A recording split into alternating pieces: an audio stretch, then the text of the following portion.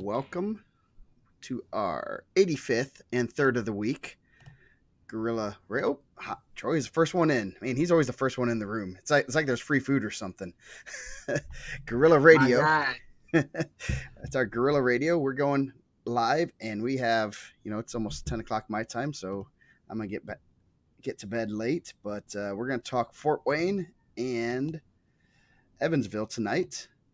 Mike, how was class tonight? Did you survive? I did. Yes. Not too bad. Pretty good. The snow's coming down pretty good. Yeah. Uh, got a nice. Do you guys got snow going on out there or no? Yeah, we're starting to get hit a little bit hard, and kind of glad it just started right when we were leaving practice, and kind of glad I haven't had to go outside since. So I'm anticipating no school for the kids tomorrow, so that's always a fun day. At least I get to sleep in. Yeah, At least I get to I sleep got the in. call for 2 hour delay. So Yeah, I haven't had that. Usually they'll do that like real early. They like to do those yeah, early, but yeah. So we got Fort Wayne. Ooh man, ooh, my blurring background. I gotta adjust my. There we go. That should be better. Whoa, whoa, whoa, whoa. the Lovely. Bankers Life Fieldhouse in the background. Yeah, I gotta get a new one soon here. Gotta adjust that so we're getting perfect light for my green screen back there, so you don't see the messy basement. So, Fort Wayne semi-state. We, Wyatt, come and get it. You can wrestle me off for it.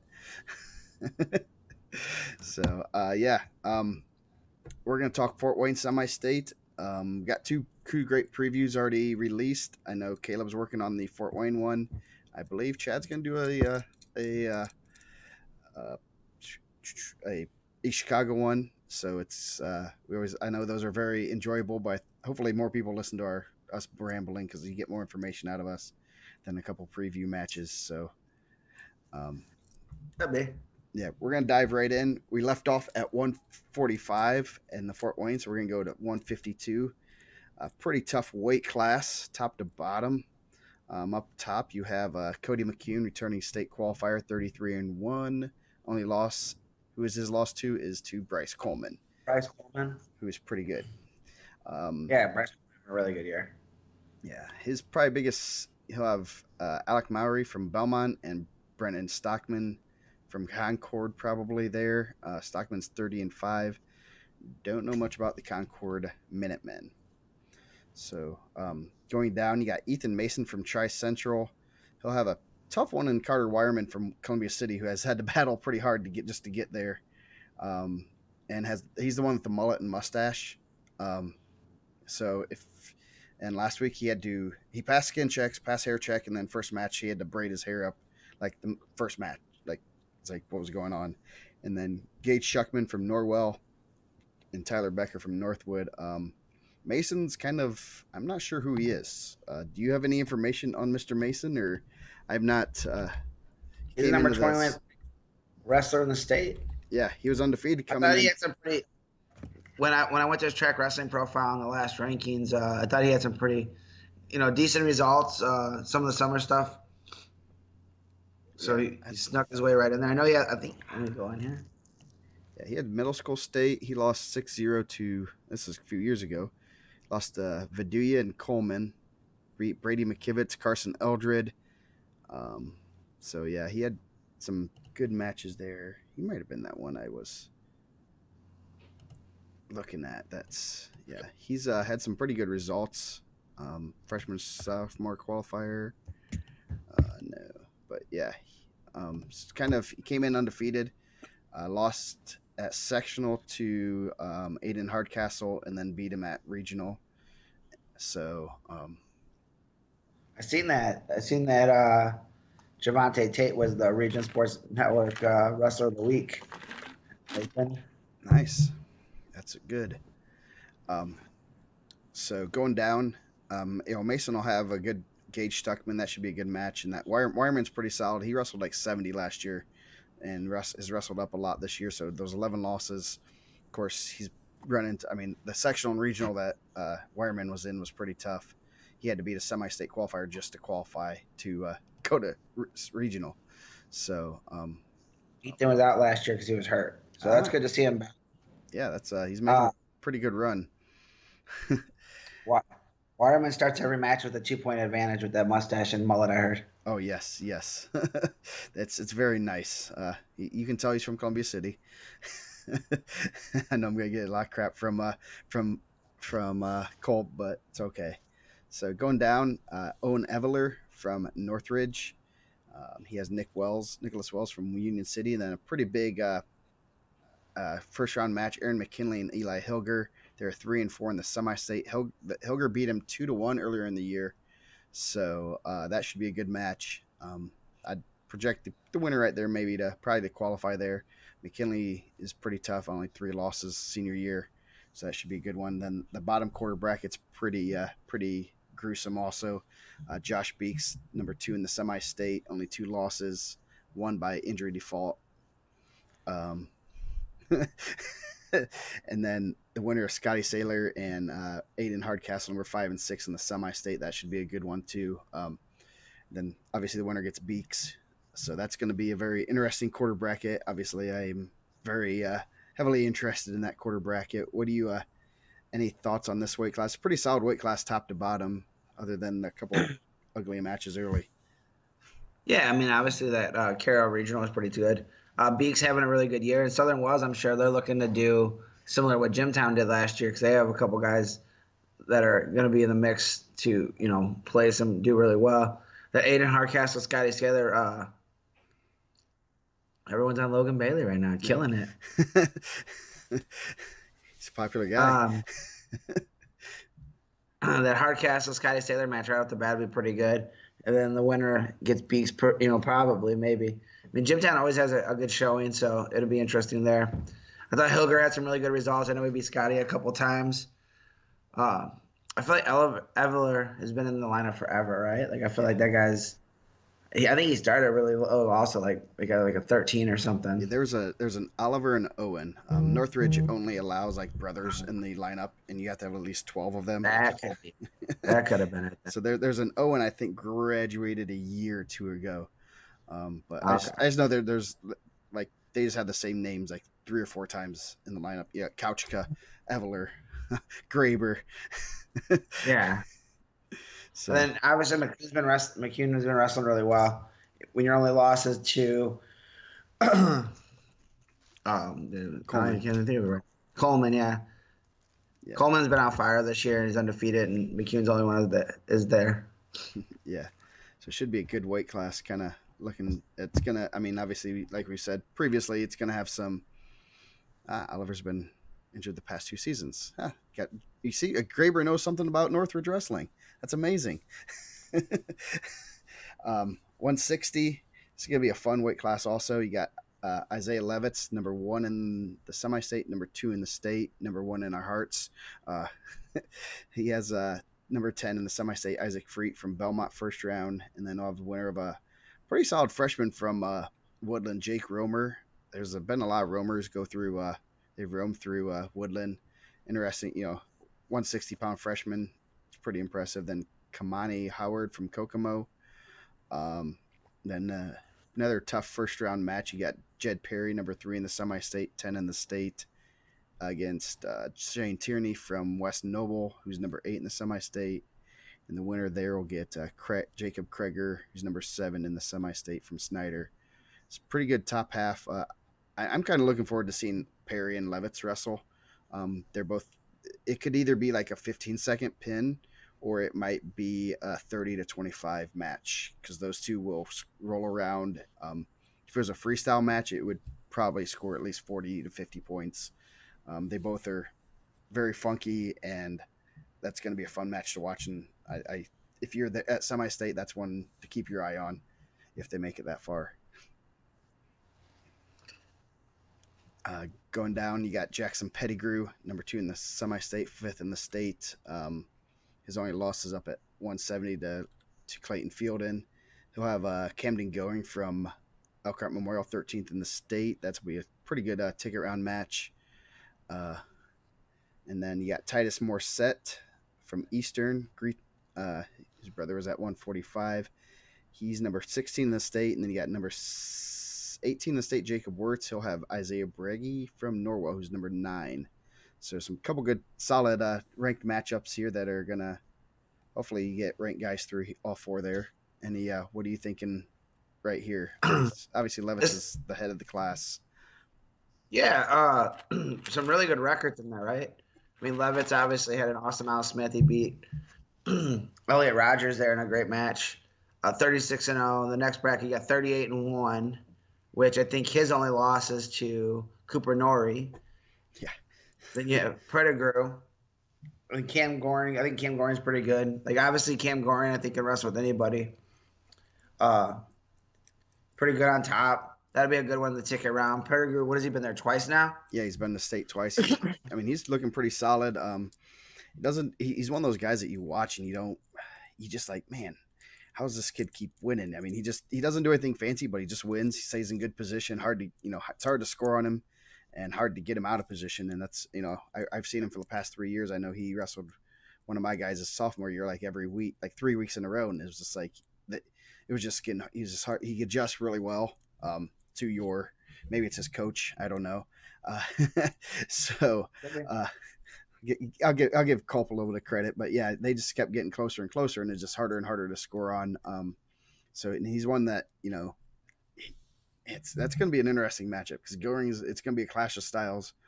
Goering's a little bit more physical, and I mean it's going to be an interesting ticket round match there.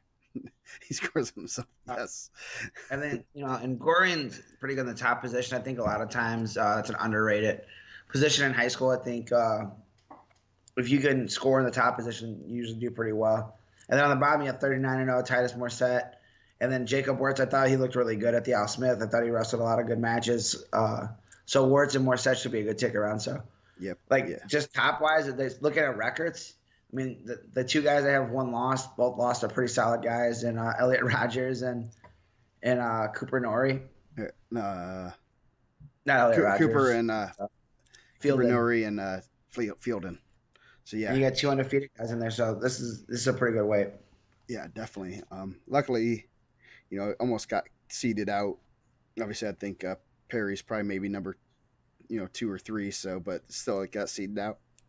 And everyone won their semi-state or regionals, so that sets it up for a pretty solid tick around 3-4 tick around matches. Oh yeah. 170. But I would say Levitz is probably the favorite, right? Yeah. Levitz. Yeah, Levitz and Perry. I mean, Perry went to Disney with us last year, and he's fun to watch. I'm glad I don't have to coach him on a regular. I'm glad I only had to coach him for like 11 matches because he's crazy and he will put himself in bad positions and he is freaky farm boy strong. So he knows how to bale hay. so him and Levitz might have a hay bale off. Nestle said he's calling the upset. So mark it down. And that's not gonna go over well with Culp. His coach is right there. Come on now. I know. I think, and I see someone asked about the Glithero and Katia. We covered that yesterday on the Newcastle one. Obviously, that's a huge match, setting up a bad one. Yeah. And then Tate. It's gonna be tough coming as a 4. I mean, but if you knock off that one right away, that's always the easiest way to go there, right? And then you take that one draw. Yeah.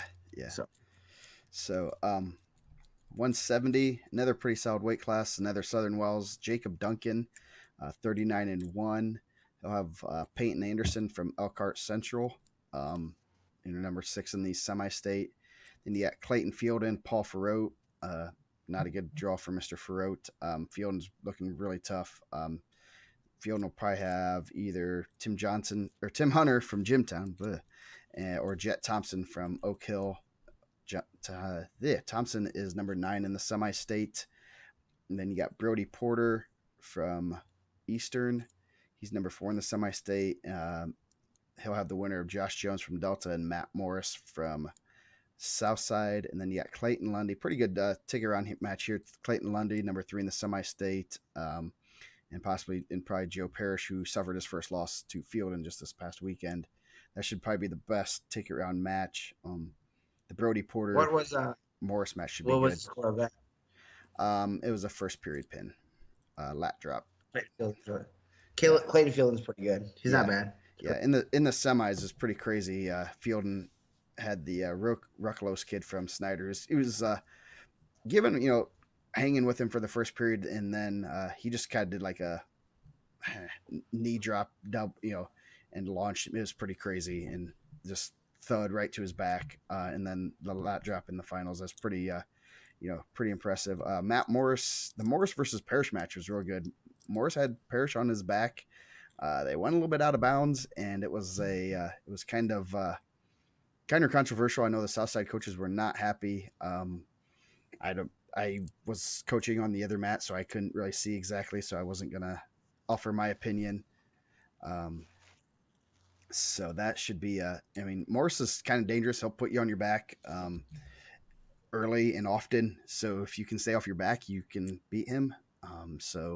Or if he may, capitalize on his mistakes. So that should be interesting. Southside hasn't had a state qualifier. Oh man, I had this all figured out like a week ago or like a couple days ago. Hasn't had a state qualifier in a little while. There's a website for Sprunger that. said Lundy and Parrish was a ticket rounder last year. Parrish only won by one. Nice. So that could be a good one. Joe Paris obviously ranked really high. Was undefeated to that point. Clayton Lundy, I feel like has always had really good summers, right? I feel like he's Yeah. been in a lot of stuff, age group stuff. Matthew Morris also had a really good summer. I believe that he was like a freestyle state runner up or something like that. Yeah. Folk style. He did something folk style, but last time Southside had a state qualifier was 1996. I was in high school. I'll just say that much. I was. so, so that's been a I few think in years. 1996, I'm still living in Illinois, dreaming of being the next. This is how like basketball works. I was dreaming of being like the next shooter that Michael Jordan would pass it to, not actually Michael Jordan. So I'm still out there hooping it up in '96, believing that I was about to make it to the NBA. You Almost just made waiting it. for that that letter of intent from Duke. You know, Yeah. Yeah. just didn't happen for me, guys. Brody Porter's had a lot of success. I feel like 38-1 as a sophomore. Uh, I know he's been on the watch list all year. Yeah. So yeah. Clayfield is a beast, Yes, he returning state is. runner. Yeah. So yeah. Morris won cadet Folk South State last year, this last spring. So he's pretty tough. He got third in freshman sophomore state. Who did he? I'm sure Clayton Lundy's had some freshman sophomore state success also. Yes, his track profile says takes like 6 hours to load because he's been in like the kid wrestles everywhere. Yeah. But I mean, you see a summer anything going on anywhere, he will wrestle. So that's one of those kids that you get a lot of data on and almost too much because you don't know what to you don't know what to get. And he's only a junior, which seems like he's been around forever. So I mean, I don't know how you guys feel, but I'm kind of pulling for the Memorial guys, being that they're closing it out. There won't be a Memorial next year, right? I didn't get no, to read that it'll be article, back to the just Elkhart High School, which but is I don't know how I'm more concerned about how their records are going to be because all the Elkhart it used to be Elkhart and then those all went with Elkhart Memorial, all those records. Now it's back to Elkhart, went to Elkhart Central and Elkhart Memorial. Now they're back to so does everything go back to Elkhart? I don't know. That's a fun. Elkhart Memorial's had some like amazing years of wrestling. Uh, I think there was a point this year where I was like, man, I can't believe they're so down. But I mean, they're also closing the school.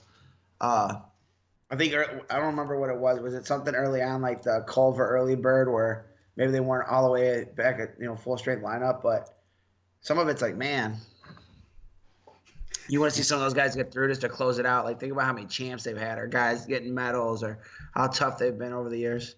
Yeah, Steve Kroll had a great article on kind of the merger and kind of the last ride between the schools and a lot. From what I've gathered, they're not gonna they're still kind of going to be separate, but all the athletics are going to be together this coming year, and then the next year everything's merged. So I don't. Sounds like it's gonna be a big cluster of fun for whoever takes over there. So, and it sounds like the coaches they get along pretty well. Obviously, they're both good guys. I've had quite a few Yeah. interactions with them, coaching against them and stuff. Always good guys. So it's going to be interesting to see how they merge together and who's both of them been at their schools for I think Weaver, I think he was an Elkhart Memorial guy. So was Whitaker. So there, he was an Elkhart Central guy. I remember coaching kind of against him. I didn't really wasn't there when he wrestled, but heard about the matches. So that's going to be interesting to see how that all works out. You gotta it's going to be hard to get out of that Central or Memorial pride there. we love our boy Jordy Folks. Go Folks, We're go gonna get some Boonville. Jordy folks talk in T minus 25 minutes. No, I don't Yes. know how long it's gonna take to get there. We're doing Evansville tonight, though. We'll Yes. definitely talk about Jordy folks. Yeah. So moving up, 182, top quarter bracket. The regional champ has the worst record, which is always a good sign, especially when he's from Carroll. Luke Schwain. It's not Schwen, it's Schwain. I Has thought it was swing. yeah, Schwain. Yeah. He'll have Jacob Boehm from Fremont, and then he'll have the winner of number 5 and 7, Sam Walker from Norwell, and Kanan Malone Johnson of Marion, both come in with similar records. So that's going to be an interesting one. Schwain's one sectional regional looking pretty good. You know, Carroll Russell's a pretty good schedule, I think. So some of those are good losses, some of those aren't good losses. I pinned him today in practice, so that's just what you take. So we're going with the Norwell kid or the Marion kid. So yeah, so going down, you got Jake Lone versus Manny Knight from Southside. Lone's number 2 in the semi-state, 5 in the state. He has 2 state medals, I think, Yes, and I 3 believe so. outstanding wrestlers of the outstanding wrestler awards from the Wild Bill. Did not get his 4th because it got canceled this year. He'll have Manny Knight, who's number 10 in the semi-state, and then Blake Hirely from Adams Central. That should be a good one. Hirely's had a pretty good sophomore year, and Adams Central is always prepared to wrestle.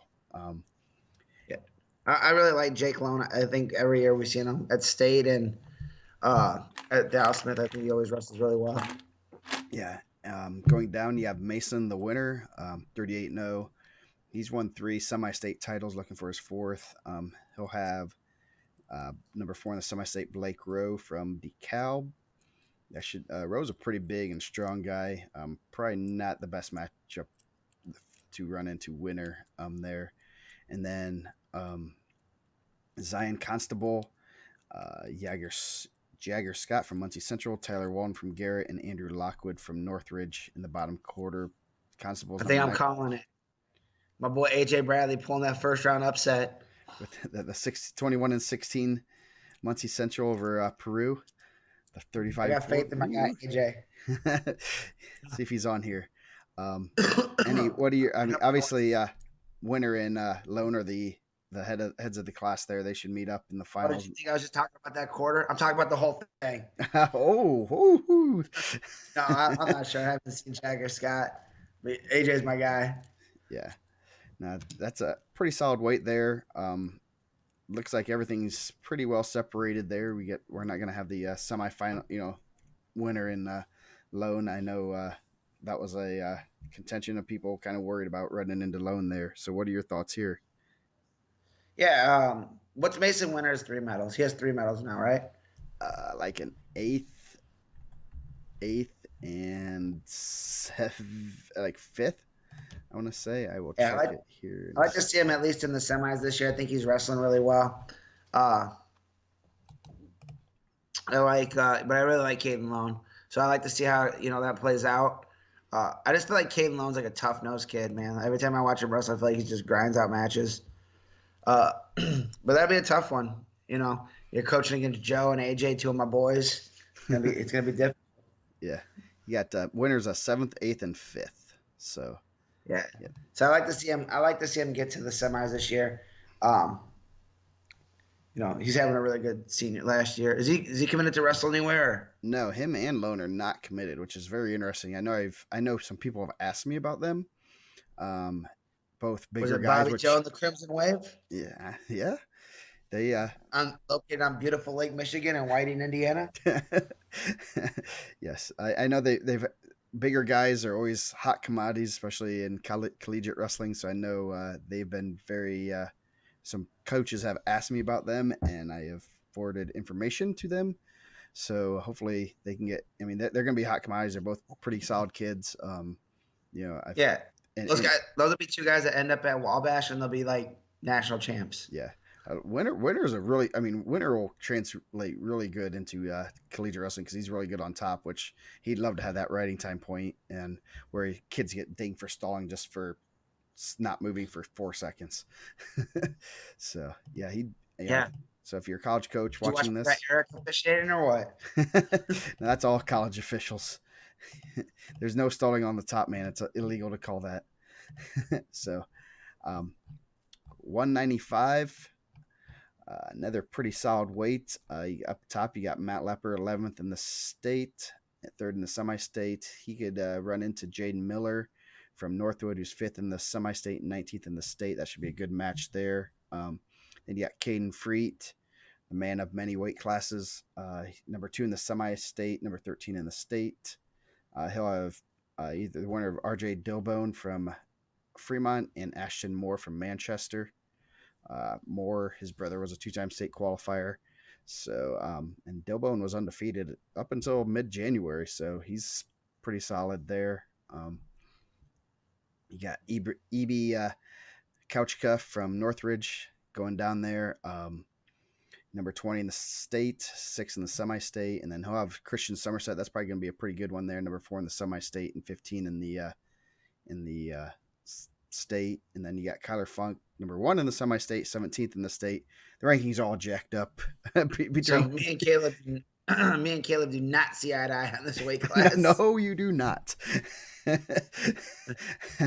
then he'll have the winner of number 17, Tyson Enos from Yorktown, and number 8, Cooper Harris from Concordia Lutheran, the Cadets. I know we did this a half and half show, but is that the first Yorktown wrestler we've talked about? Yes, it is. I believe they only qualified him for semi-state, if I am not mistaken, which is kind of hard to see. I think they'll be back. I think they have a pretty good. They'll be back soon. I'm double checking. Yes, they only have one. I think they have a pretty good. Their middle school program looks like it's starting to get a lot of kids and stuff. So I think they'll be doing pretty well pretty soon here. But yes, but anyway, Yeah, that top quarter would be good with Lepper and Jaden Miller. Jaden Miller's had some really good wins this year, also.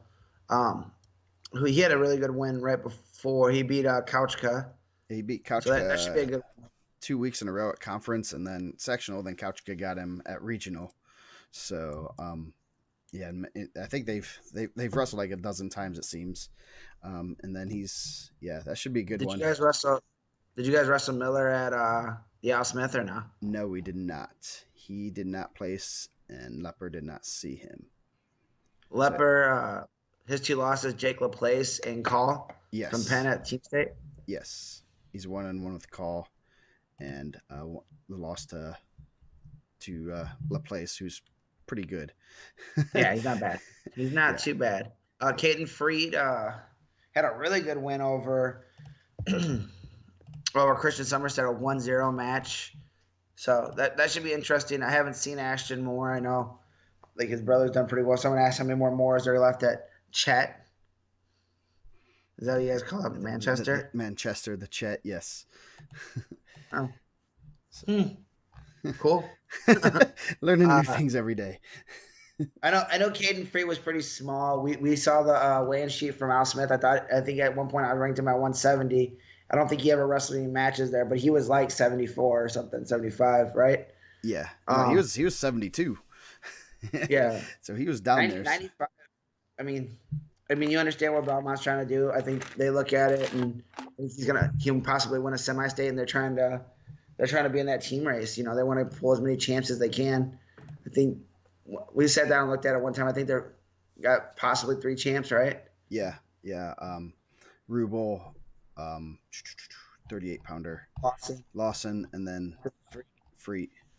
So that's. But giving up, 20 pounds at these weights, you're gonna run into some guys that are a little bit stronger. So, but I mean, he's really good. Obviously, he's trying to get a medal too.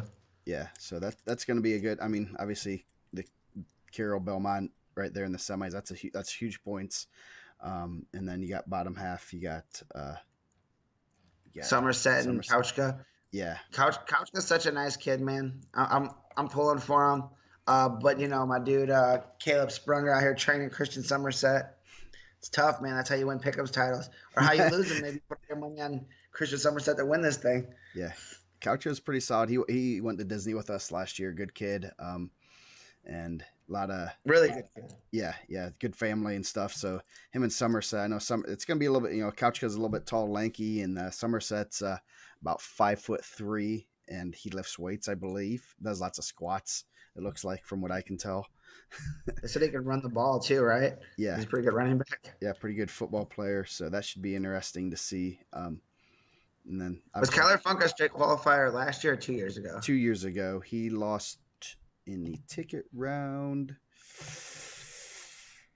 Oh man, I need to have these brackets up more. He lost in the ticket round last year. I have the brackets, just not ours. That one's. He lost to. It did not come up. Give me a minute. Darn brackets. Kyler, I just want to hear some Mississippi one coming from Kevin Whitehead, right? Yes, Mississippi. Oops. Let's see. Who did he lose to? I can't remember offhand. But he was up at results. Someone get it for us, and I felt like, there we go. I knew it was a pretty good match. And Rob Lone got it, man. Rob Lone got it for us. He didn't forget.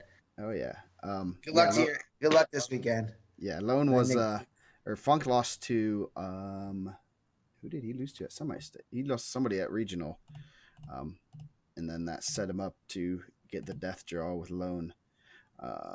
Rossman from Oak Hill beat him, and then that set up the death draw with Lone. 5-2 there, Caleb. And you're wrong about the other one. It was 8-6, 2-point win for Parrish. You better just work on your pick'ems, bud. So moving up. He's trying to throw everyone off, man. He's trying to him and Spires are really, that's the real rivalry. Yes. Rivalry. The Calebs. Moving up, 220. Another good weight class. You got Say. I know I have the pronunciation and I totally botched it. Davis of Elkhart Central. He'll have Keegan Miller, the winner of Keegan Miller, Grant Warmouth, Battle of Eastside and Wabash, the Apaches and Blazers. Oh my. And then you got ugly next quarter bracket. Kale Gray, 29-0, number 1 in the semi-states, 3rd in the state against returning state qualifier Reese Wicker, 31-1, number 2 in the semi-state and 14th in the state. That's an ugly ticket round match. Wicker's had a pretty good season. Then Tristan Martz from New Haven, number 3 in the semi-state, 18th in the state, 31-3. Pretty solid season for him as a senior. And then undefeated Fred Durbin from Oak Hill, number 4 in the semi-state. Mike says, I don't care that you're undefeated. I will not rank you. No, man. What a jerk. But Tui, he has Cole Bergman, number 10 in the semi-state, first round. And then Omar Couchka from Northridge, number 9 in the semi-state. So, yeah. I hope Reese got the shaft on the draw or the match. Fred Durbin, man, I apologize. Obviously, regional champ, 39-0. And it was like right there too. And I was like, I think I went someone else. So if he's gonna be there, I hope he wins the whole thing. Oh yeah. We need that Eli Stock, and then I'll wear that. I'll take that. I got practice with that. Yeah. Eli Stock was still ranked though. Yeah, he was like 16th or something, but you snuck him in late. Yeah. Tristan Martz, I think he wrestled up some heavyweight this year. Having a real good year. That one, man, that's brutal. Because Cale Gray looked awesome at the Al Smith, or not the Al Smith, but the Indiana mat, which he won. Yeah, he won.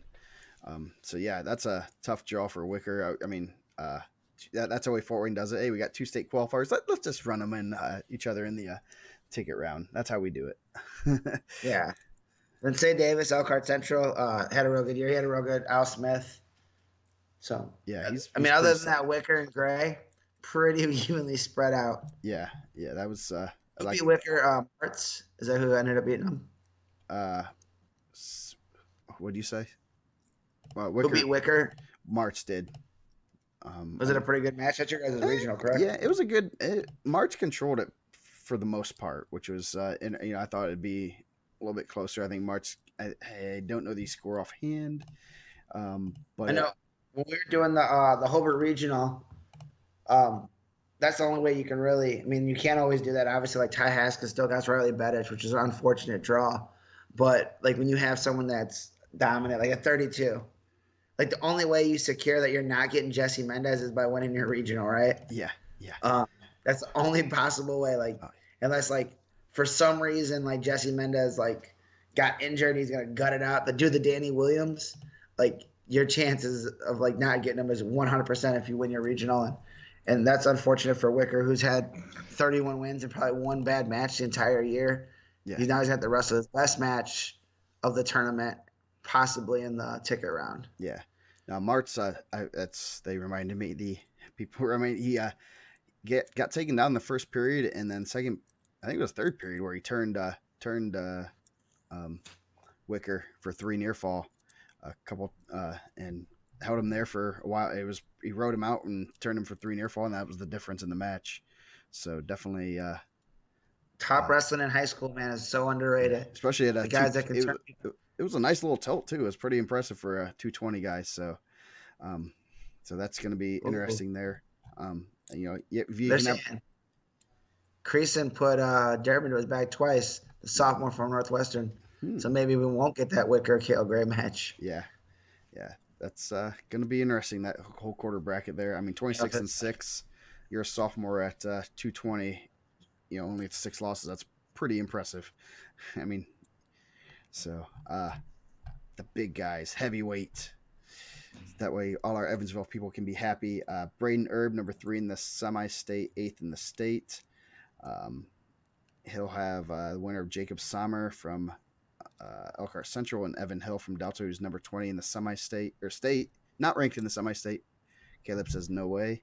Uh, then you got Reeve Muncie. He's cutting down to 265. No, he's all of 270 some pounds.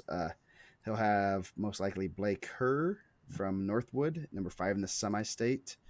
And then you got Logan Swallow, 40 and 0, number 2 in the semi-state, number 11 in the state. He'll have likely the winner Luke Miller from Lures and Bryce Campuas from Manchester, who's number 4 in the semi-state. And then the bottom quarter bracket, number 6 Jose Rosales from Goshen, Jason Orr from Muncie Central. Then you got Sam Duval from Caston Comets and Tom Bush from Leo. Kind of wide open quarter bracket there. I thought Bush was ranked. Maybe he wasn't. So got the kind of semi separated. I guess depends on who's seeding it. Obviously, yeah, you and Caleb again do not agree with rankings here. You guys need to yeah, yeah. hash out your Pulling differences. from what AJ Bradley first round, 4-over-1. Watch out, Muncie Central. Um, Jose Rosales placed at the Al Smith, but I don't remember a lot of his matches, so it'd be hard for me to give like a very great breakdown of him. But he's regional champ. Logan Swallow had like single digit losses last year too. Like he was like something in one, right? Yeah, yeah, he was. I was impressed with the Northridge heavyweight Rhett Addis. I think he also was an Al Smith placer this year, Yep, correct? he placed sixth. So yeah, What Swallow. was what was Rosales? Eighth, Um, seventh? maybe I think he had been seventh or eighth. He was where is it at? Seventh. He lost Yeah, to so I thought Rhett Addis wrestled. McLean and Uh, Hezzy, not bad, and he not beat too bad. Summer in the quarter and early on. So yeah, should be a good weight class. Definitely. Uh, Reeve, Reeve got over those two losses. He's overcoming some bad coaching yes, from the assistant coaches, not the head coach. They do a really good job. yes, yeah. He's Um, he doesn't let me I think this wrestle him. year he should be getting a medal. He's good enough to be in that conversation to win it. Obviously, he has a win over Hezzy. Uh, he has a loss to Parsons, and he has a loss to Chad Okay, McLean.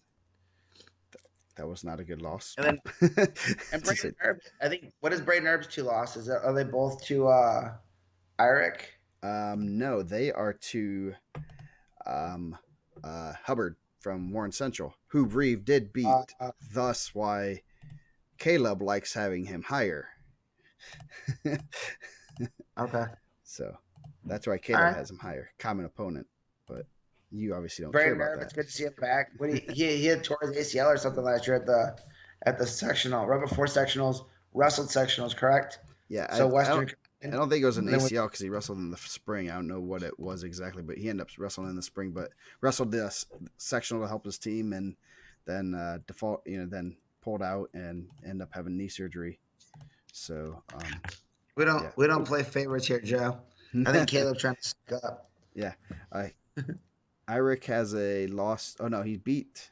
Oh no, he lost to Irick. Herb did, and then also lost to Hubbard via Pretty good pinfall. matches, and I bet Yeah. both those were at the North Montgomery Super Yes. Duel / Individual Day. Yes.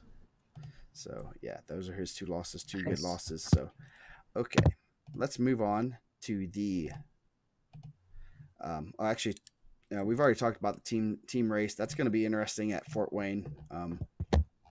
I know I did a little preview of that, and I had Western winning, but there's lots of Nice town, landmines in there, so that's going to be one to watch if you're interested in team race stuff.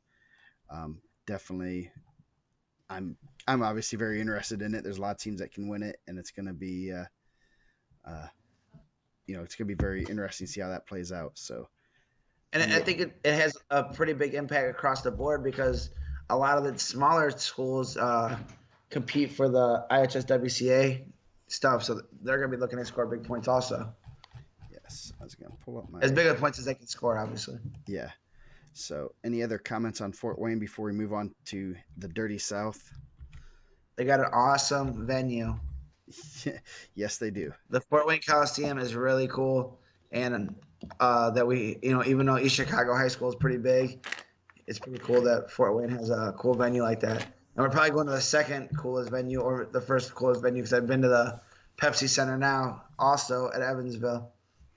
Yeah, yeah. The Ford Center. Ford Center. Yeah, the Ford. I That's know it's something like that. yeah, the Ford Center.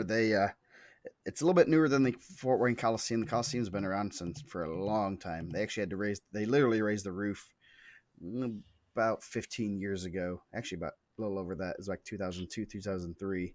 They literally raised the roof to add more seats to the arena, which is pretty cool. I once saw a WWE SmackDown there with my daughter, In Fort Wayne. and we saw the New Day.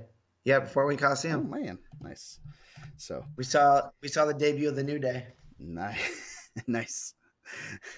and I was in Evansville this summer for the softball. That's where they had the softball nationals at the Ford Center. Wow, indoors. That's pretty. They didn't play. It was just like the opening ceremony. Uh, And nice, I went to the German restaurant that they're always Hook and Half's always talking about.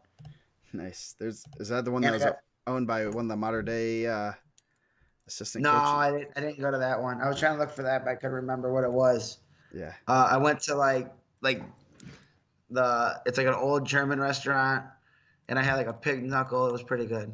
I guess that's like the back part of his leg. I'm sure someone. I don't know what it was, but it was really good. don't ask. Just eat it. Yeah. so, so If they okay. tell me it's something gross, that's fine. It was delicious.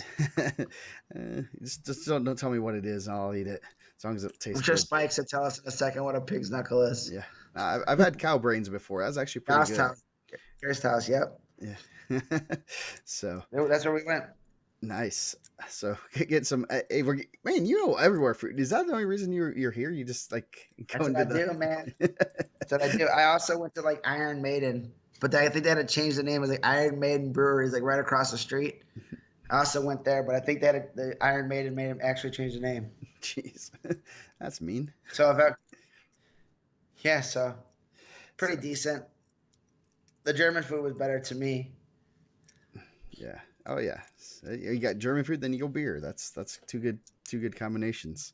I Uh, did. I did. so yes, if you're at the Ford Center, I know there's the one assistant coach for Modern Day that his family or whatever owns this big buffet or restaurant stuff that they said they used to do a little bit of advertising, and they said that it got like crazy. You see, you can't imagine how many people were coming in because they said they saw it on Indiana Matt. Was it So DeWitt? yeah, do it. Was Yeah, it DeWitt? yeah. I'd have to figure out what is the restaurant. I assume it's still open. I don't know. So I'm sure someone from Modern Day or the Modern Day area tell us DeWitt's restaurant. yes, I didn't so even go. I wish I would have. Honestly, yeah, I don't go to Evansville a lot. not, yeah, It's beautiful. not the vacation capital of the world. You don't want to go see. No, I think I told you it was like super. Now this year we're going to Panama City Beach, which is just a touch above Evansville for me. But like Evansville, Boonville, and Castle are like right on top of each other. Those dudes are so close. I Nice. think half the tournament was played in like Boonville, and half of it was played somewhere out in like Kentucky. So it's just weird. It's like Illinois to us, I guess. Yeah. So yeah. And you didn't go see your buddy Jordy. You didn't go see Jordy and crew from. I did. I thought about that when we were there too. Actually, we had to drive past Castle High School to go to the fields every day, and I was thinking, man, it's a pretty nice high school. That's where the Welches were killing everybody all those years. Yes, yes. Oh yeah, that's The Paradise. home of Bob Harmon, yeah. Yeah, And then Paradise, Indiana. That's where Castle there's High like School is. I know. And then they had like this big ice machine, like that you had to go like do this like self-serve ice. I've never even seen anything like it. It was crazy.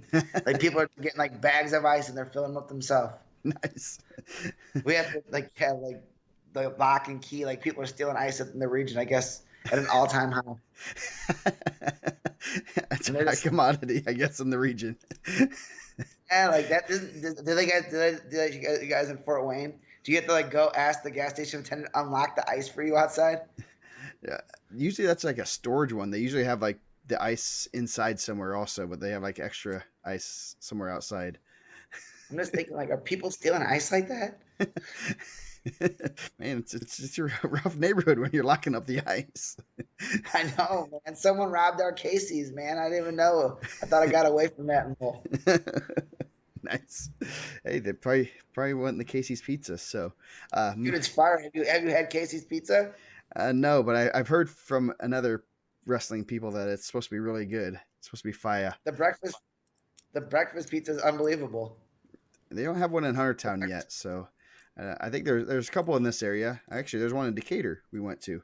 I just eating I don't get very too far south of Dupont Road or north of Gump Road, so my life's pretty well between Gump and Dupont. well, Casey's is a pizza place that serves gas, bro. Pretty fire. The breakfast pizza is pretty fire. I'm going to find one. I'm gonna get some pizza. I take your recommendation on food highly. It's really good. For as far as gas station food goes, you're not beating it. Nice. Family Express is trying to take their game up, but I don't think it's happening. So, Do you guys have pizza puffs in Fort Wayne? do we have a what? Pizza puffs? No, we do not. Bro, man, you're not living, man. You gotta go get a pizza puff. We, we got a rise and roll in Cherville now, so we Oh got yeah, everything. you got the Amish Bro, crack. oh, sorry, Dave Huff wants the wrestling. Oh jeez, you don't want food recommendations? Oh All right, man. All jeez, right. oh jeez, no fun around here. Okay, moving up. Uh, the Evansville semi-state, going to be a good team race. Modern Day and Brownsburg are probably the favorites there. They both have Yeah. a lot of horses, and there's a lot of matches that they're gonna. There's a lot of matches where you can circle and say that's gonna be interesting. So I moving seen up, Josh Lowe tweeted about it. yeah, yes. Josh Lowe does not like the way our state tournament is run, and he makes it very clear every year. So, 106 pounds, number one in the state, in the semi-state, in our hearts, overcoming really bad genetics from his father, Logan Miller from Brownsburg. Gotta get my Jason Miller But they got jabs. some. They got some region in them, man. That's Yeah. why. Yes. Yeah. He's got some region. That's the only thing that's keeping him going. Yeah. And he'll have the winner of Reed Egley from Mater Dei. Obviously, Egley's in Mater Dei. Go together like peanut butter and jelly. Luke Nabel from Floyd Central, our boy Sisson. That's going to be a good first round match, number 7 and 9 in the semi state. And then obviously, if Egley can pull a huge upset there, that's huge for team race. You're knocking down a favorite right there. And then you got Tell City, Coy Hammock, pretty solid freshman, 22-3 from Tell City. He'll have Blake Zirkelbach, number 13 in the state from North Posey, another pretty impressive sophomore there. Then you got senior Kyler West from Evansville Memorial. I hate how they say it's Rates Memorial. It's either Rights or Memorial. Don't be screwing, making everything confusing. He'll have the Do they used winner. to? Go ahead. I thought that was two different schools. It is. There's Evansville Memorial. Evansville Memorial is officially Evansville Rights Memorial, and then there's Evansville FJ Rights is their official name. It's That's confusing. weird. Yeah, it's Evansville. What do you expect? So that's Great. Did you just hear? Dave Huff doesn't want to hear it, but great German food. yes. um, Donnie Feeler from Crawford County, looking to be their first state qualifier. He's 33-4. Him and West can meet up in the ticket round. And then you got Cash Money Turner from Edgewood. He'll have the winner of Liam Kruger and Eli Brooks from Whiteland. His brother was a state runner up last year, Mr. Jeremiah Brooks. So that should be a good quarter bracket. Pretty well evenly spread out. Some solid matches here and there. What are you thinking here? Yeah, obviously I like Logan Miller. I think that he's been ranked number one for a lot of the year after that big win over Sam Going. Reed Egley and Luke Knable was a 1-0 match in the Wrestleback at the Modern Day Classic. So that should be a really good first round match to see who wrestles Miller.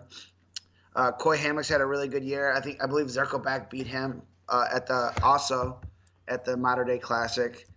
Zirkelback's in the ranking. I think they're both ranked. I don't have the rankings one in front of me. I pulled up the track wrestling one. 12 And and like someone 13. said right here, like Sean Russell said, Miller and Hungary, Kyler West, the senior. Anytime you have a senior at 106, it's gonna be tough. Donnie Feelers had a really good season.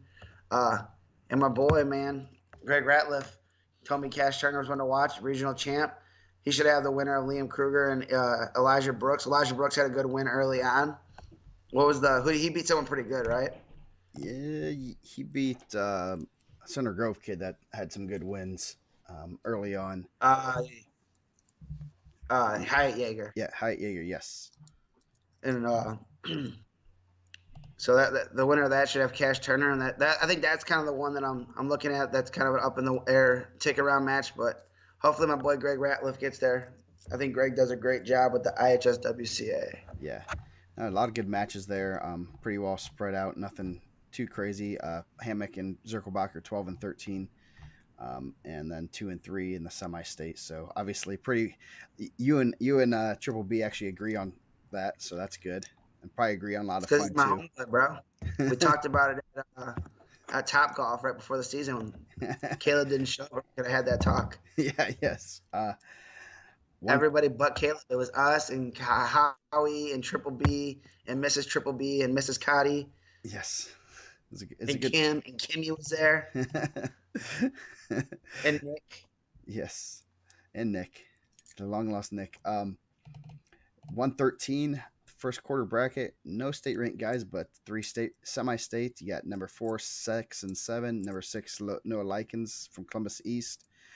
Ethan Rauderbush, number 7 from Bloomington South, and then Brownsburg's Braden Hines, number 4. Um, that should be a pretty solid quarter bracket. No real clear favorite there. Rauderbush coming in with 13 losses. Bloomington South wrestles a good schedule. Brownsburg, Braden Hines says, I'll hold my Gatorade. He has 14. He's 24-14, but that's kind of deceiving considering they schedule Brownsburg wrestles. Yeah. And then moving down, you got Cole Ross, 34-1, number 1 in the semi-state. Gary Bays from Terre Haute South, looking to be the one. He's 7-3. snuck into the rankings late. Um, Who Cheney, did? Gary Bays?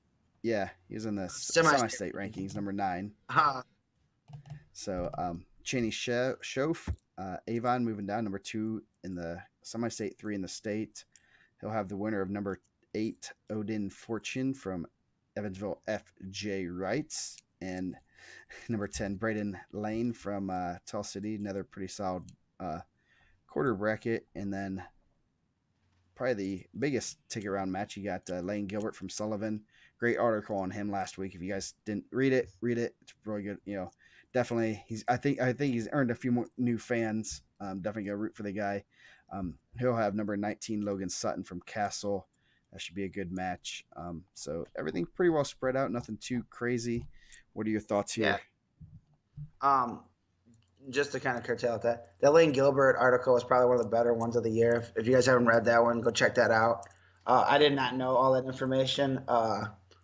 So I think when you deal with adversity like that in your life, like wrestling becomes a lot easier. But Logan Sutton was tough. He was a Boonville kid. So where are my Boonville fans at on that? He's at Castle now. But that'll be a tough one. But Lane Gilbert is one loss. Cole Ross. I think Cheney Schoaf. You get a battle of a couple freshmen right there in the semis. I think Cheney's really good. I know that he was one of those guys that uh, coming up to the age group, it was like you circle him, it was like that kid's gonna be really good. I know he was at 6 for a little bit. It'd have been interesting to see him there, but man, Evansville is nasty. Evansville could shut someone out Friday night at 113. Oh yeah, yeah, definitely. Cole Ross, those guys. I seen that. Mick Pike just said that Gary Bays came out or didn't wrestle last year, but it was a semi-state qualifier in 2013. That's a tough draw because Cole Ross is legit and he's strong, and his mom's from the region too, Lowell, Oh Lowell, geez, Indiana. and everyone's getting out of Lowell, and you're moving into Lowell. I know, man. How you think I got this? How you think of this house at a below It's market, like a man? fire sale in Lowell. I know. We Buy a built house we here. built this house, and my daughter swears it's haunted. It was a built home. I don't understand that. It's like the poltergeist. I thought Nice. Noah Likens wrestled really well at the Al Smith. And I think Cooper does a good job of getting people. If Bays is freak strong, he's gonna have a good one with Cole Ross. I think Cole Ross loves to lift weights. I think his first thing is like powerlifting. I think it's Nice. powerlifting then wrestling. Nice. Yeah. Uh, Noah Likens, that winner. I mean, really, Brownsburg, if they can sneak one through there, that's gonna be huge for the team race, right? Oh yeah, definitely. Like, It's especially when Evan Mater Day has a guy that is almost assured being in the finals, if not a championship. You got to sneak those points in where you can, and that's 9, 11 points at least. I'm sure Cole Ross is looking to get that medal also. Yeah, Like when he was upset by David Pearson Friday night of freshman year, and yeah, then last year took fourth in the semi-state, a loaded semi-state, and then gets Jacob Moran Friday night. yeah. Speaking of Cooper, we're gonna do something. In It was done a couple years ago, but this is gonna be hopefully a little bit better done. It's who do you want in your corner Friday night, or even what singlet do you want to be wearing on Friday night? Cooper is, oh man, I just had it up. Is from my records right now is 22-9 on Friday night, 71% winning percentage, which is pretty impressive. Obviously, like you said, they're going to be up and ready. Yeah, that kind of percentage on Friday night, that's always pretty impressive, and that means you're going to have kids ready Friday night and at semi-state. So Oh yeah. should be a good. Well, that's a little teaser on something we're probably gonna try to put out next week after we get a little more coaches' history data. So send that stuff in. So 120, another just brutal, brutal weight. Alec Evansville as Freeman. a whole was really good. Yeah, yeah. Uh, yeah, Alec. You talk about Evansville versus Newcastle's pretty solid top to bottom.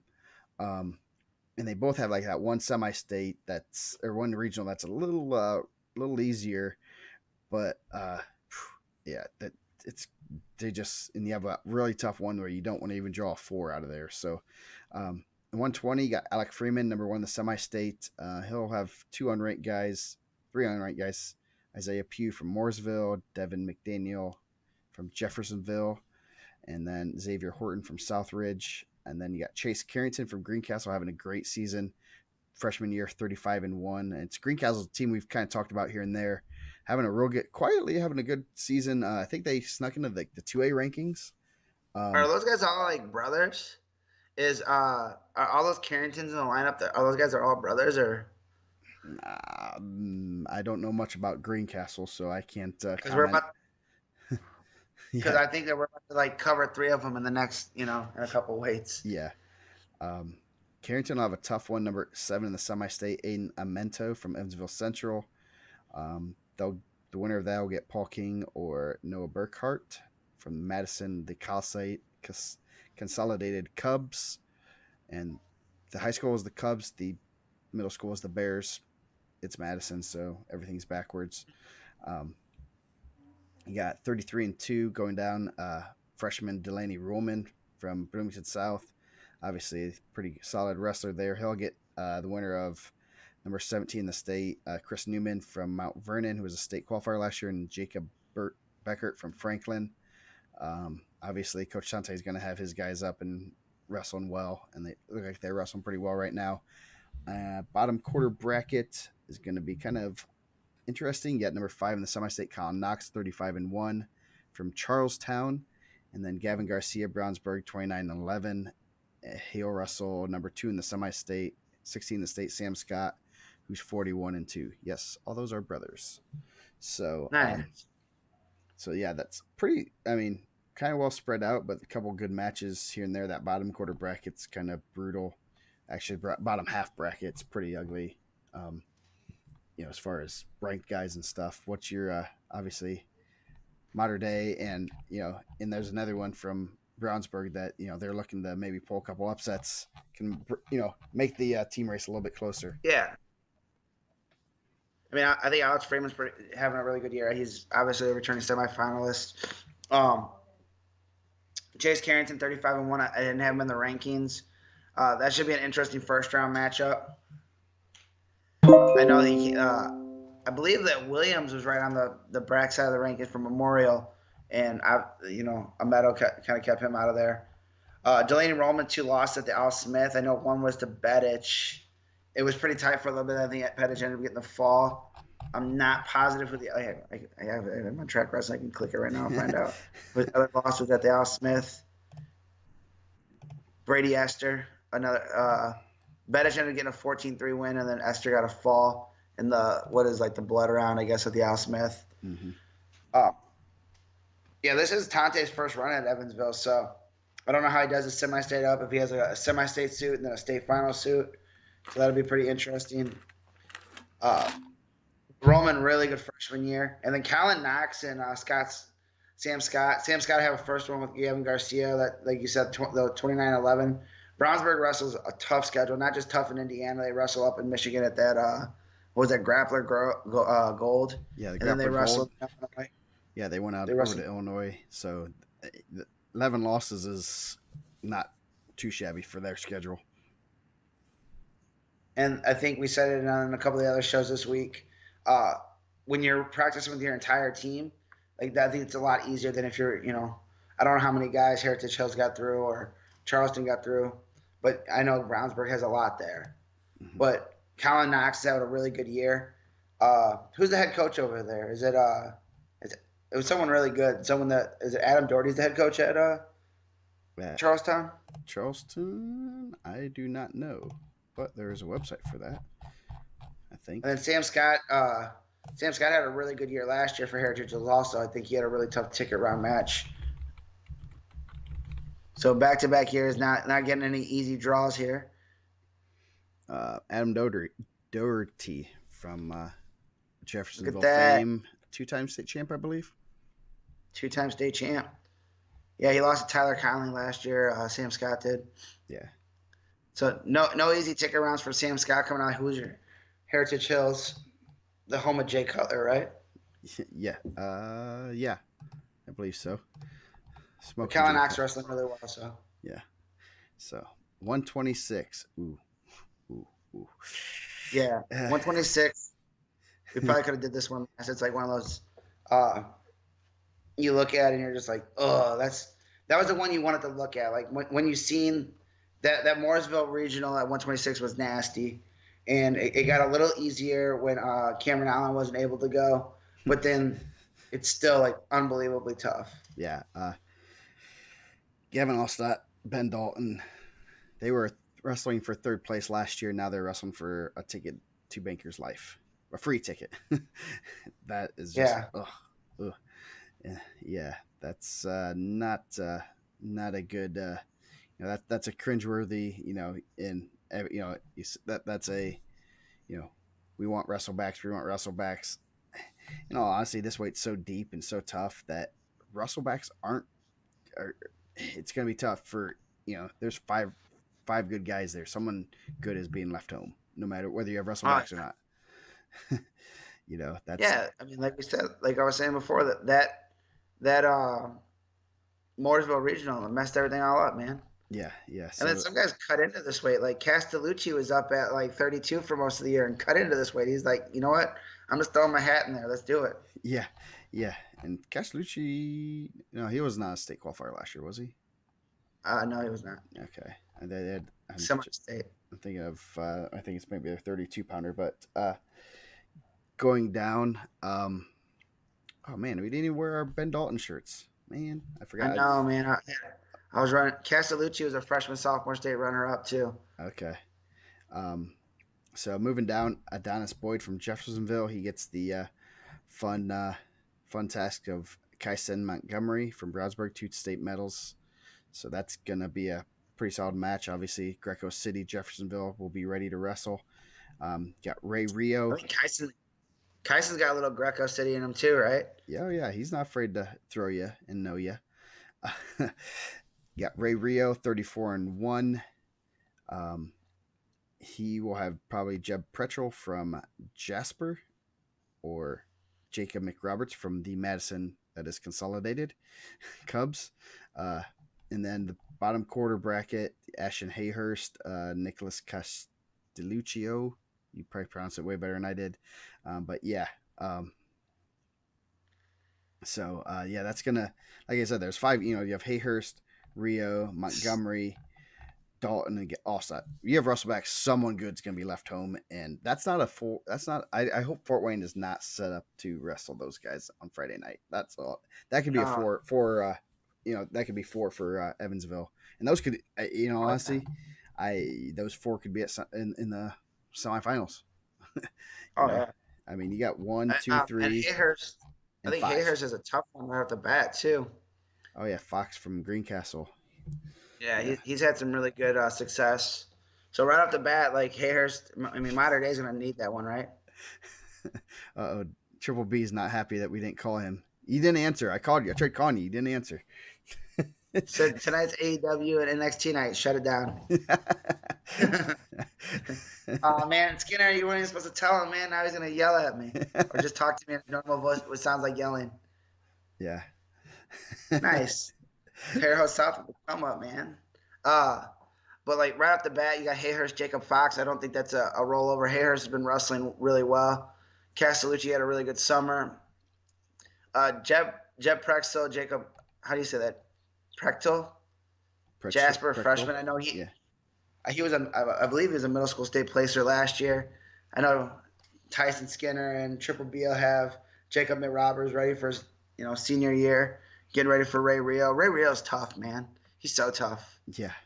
Yeah. Him going to 26, I think that was a strong move. I don't think that you wanted to be 32 with Mendez again. Rio shows up in Tyson, February. That's for sure. yeah, again another guy that's just nasty on top. And then Ben Dalton, Gavin Allstott, man, that's brutal. That's just one of those ones that's just brutal. Yeah. Yeah. Yeah. I mean, you knew after seeing that, you knew someone. You could have drawn into. Yeah. Uh, Montgomery and Allstott or Dalton were going to go into Allstott, Boyd, or Hayhurst. So you knew you were going to get one ugly one, if not two. Luckily, we didn't get two, I guess, because, Mm-hmm. yeah. So yeah, that's like I said. So people are preaching for Russellbacks. This weight's tough. You have four, you have five guys that are state medals. Capable of getting state medals. Four of them have state medals. someone's being left home. That's just how it is. Yeah, like how Just nasty would move that to be? Fort Wayne, And Carroll, and you're good. yeah, if you get Evansville and Newcastle Friday night at 26. That's I mean, gonna you're be ugly. talking, Lowry. You're talking probably, just off the top of my head, Pearson. I mean, those guys could be matching up Friday night. We talk about this next week of how brutal those draws are. Yeah. Oh yeah, that would be not fun. Um, so 132. Um, That's what we're looking for, man. Triple B, all the buffet spots. Give us a listing, Triple B, he's typing them all up, so it's gonna be like it's gonna fill the man. whole screen. That's a bluff. Triple B, he's a light eater. He's a big dude because he's like 6'7", but he's a light eater. Yeah, We had all this food at Top Golf that he did not want to eat. yeah. Tried, figured he'd eat something, but no, he's just snacking on chips and salsa. Um, And he was drinking Trulies, man. Not even White Claws. we're gonna have to invite more people to the Top Golf outing next year. Have just a big old party, just rent out the whole thing. That's because Joe's sneaky good at golf. It's unreal. Yeah. Like I didn't know. He's like making all these points. I'm just trying to hit it over the back net. Yeah. Oh, yeah. If Skinner would read the preview. Sorry, I didn't read it. I just posted it. Yeah. Stoles Country Inn, man. Go give my guy DeWitt some plug over there, man. I think if you go there, Just mention you can you heard on Indiana Matt. You'll get a discount, I'm sure. If or not, your food spit. either way. So Depends the day there. yeah. Moving up, 132. This is going to be an interesting one. Chase Aldrich, regional champ from Providence. He'll have number 15 in the state. Connor Alcala from Decatur Central, who's pretty solid. We've seen him a couple years in a row. Bo Hickey from Heritage Hills, number 4 in the semi-state. Number 7, Seth Rohrbach from West Vigo. I think he's going to Trine. Pretty solid quarter bracket there. Hayden Watson having a great season, 38-1. He has one loss to some Jesse kid. I don't know. He's whatever. He'll have. I heard he's been training. I heard he's been training for the rematch ever since. Yes. He's doing a lot in Spain right now. Yes. Gibson Southern's Christian Polin will probably be Hayden Watson's likely opponent. Number 5 in the semi-state. Got Jacob Wolf. A couple Wolves from Switzerland County, the Pacers. Switzerland County getting a couple semi-state qualifiers, which is good for a small program. You got Delane Deckard Jr. from Edgewood, 30-7. He's number 10 the semi-state, and he'll have number 13 in the state, not ranked in the semi-state. You got a disagreement with Triple B. Connor Holt from Plainfield, who's 18-4. And then Kane Egley, brutal bracket here. Kane Egley, Tyler Conley. Egley was a state qualifier last year, lost a crazy Friday night match. Tyler Conley also lost a crazy Friday night match, ticket round match. Obviously, that's a big one, rankings wise, or team wise there. So, what's your thoughts here? So those guys just said, hey, you know what? Let's give this. We both lost Friday night in a crazy match. Let's make this crazy match in the ticket round. Yeah. Yeah, that's Hayden Watson's awesome the entire year, right? Yeah. I mean, it's tough. It's tough to wrestle anybody like Jesse Mendez like that. Jesse obviously gave him the one loss, but Hayden's wrestled everyone. I think he bumped up and beat Maddenly. He's gone across the board. I like that top quarter bracket. Chase Aldrich, I know, has been on the watch list all 4 years. I think is Randall Lynch coaching there now at Providence? I know he sent me some information. I believe so. Yeah. It was a combined message, so I don't want to take full credit. But Ala Carla had a really good Mooresville tournament. Seth Rohrbach, another guy that's been in there for 4 years. So that'd be an interesting quarter. I think that'd be one that takes down a lot of Pick'em's titles coming out of the Evansville semi-state. Not as much on the team race or the impact there, but in the Pick'em's world, that's gonna be a good one. Yeah, those are big points. You're either gaining or losing there. I know, man. Another one of Greg Ratliff's guys, Lane Deckard. Connor Holt had some really good wins this year. I think he had a couple wins over Ala Carla this year also. He won I think that's who he beat at 3-1 at the Mooresville. He was a Mooresville champ. Yeah. So, and then Egley and Conley, I know those guys love repping the county, hashtag the county, or was it is it just the county, or is it the county? I thought it's Duh County. I don't know. They're not region. That's not Duh region. So it's the. I don't know. They're That's how more we do it. educated. Is that not educated? Hmm. Duh is not That's odd. educated. We have all these great universities in Chicago, so we're right here. But all right, Tyler, I'm sure there'll be plenty for Tyler Conley to knock off Kane Egley. That'll be big points for those guys. So I don't know how many times Brownsburg. I believe it was a fall. Yes, it was a I fall. don't think. I think only one person's knocked off 6 minutes. Dude, I heard like some crazy stat. I'm not gonna say it because I don't want to talk. Jinx it. But there's like a certain amount of time that Mendez has like had these falls in on the year. It's unbelievable. Nice. Um, but I'm sure that Brownsburg will be pulling for Tyler Conley there. And modern day, not just looking at the semi-state, they're looking at state. They're looking for a medal from Kane Egley. Oh yeah, yes, definitely, and that's not the draw he wanted. Last year Hayden Watson lost 2-1 to Gavin Allstott in the ticket round. So I mean, Watson's been around forever. He wrestles in pretty much every event possible, so he's pretty tough. So definitely one that's looking for a high medal. Um, Oh there, yeah, I think he could easily be under the lights. You know, yeah, depending on the draw. yeah, definitely. Watch Um, now, he'll lose in the ticker, and I just jinxed him. yes, 138. You got up top. You got Drake Campbell from Brownsburg, 33-1. Who's his loss was probably to Bailey or not Bailey? No, I thought it was Logan Wagner Wagner. Okay, I thought I at their just like conference. okay. Jason Profit from New Washington, number 8 in the semi-state. Number 1 Blake Borman and number 13 Keandre Watson from Columbus North. Um, Going down, you got Jacob Shaver from Columbus East. He'll probably have Landon Bow from Plainfield. One of two Bows, different schools, brothers though. Number 3 in the state, Jay Conway. He has a pretty solid quarter bracket. Number 10 in the semi-state, Marcus Martin, and then 6 Colton Roberts, and 9 Pat Mays from Boonville, 40-2. Pretty solid quarter bracket there. Um, Pretty wide open. Obviously, you got a big match. Borman versus Campbell probably in the semis. Team race, obviously, and then someone's gonna be getting third, so they're gonna be running into a runner up from another semi-state, which is not always a good draw when you're running into someone with 2 state medals, 3 state medals like Campbell, 2 state medals for Borman. So that's always tough. Again, obviously, this is a East Chicago guy and a Fort Wayne guy doing the show. But how nasty would it be if they drew up with Evansville and Newcastle drew up there too with Bailey, Wagner, you know, Oh yeah, that would be. Mattingly. Yeah, that's not who they want to draw.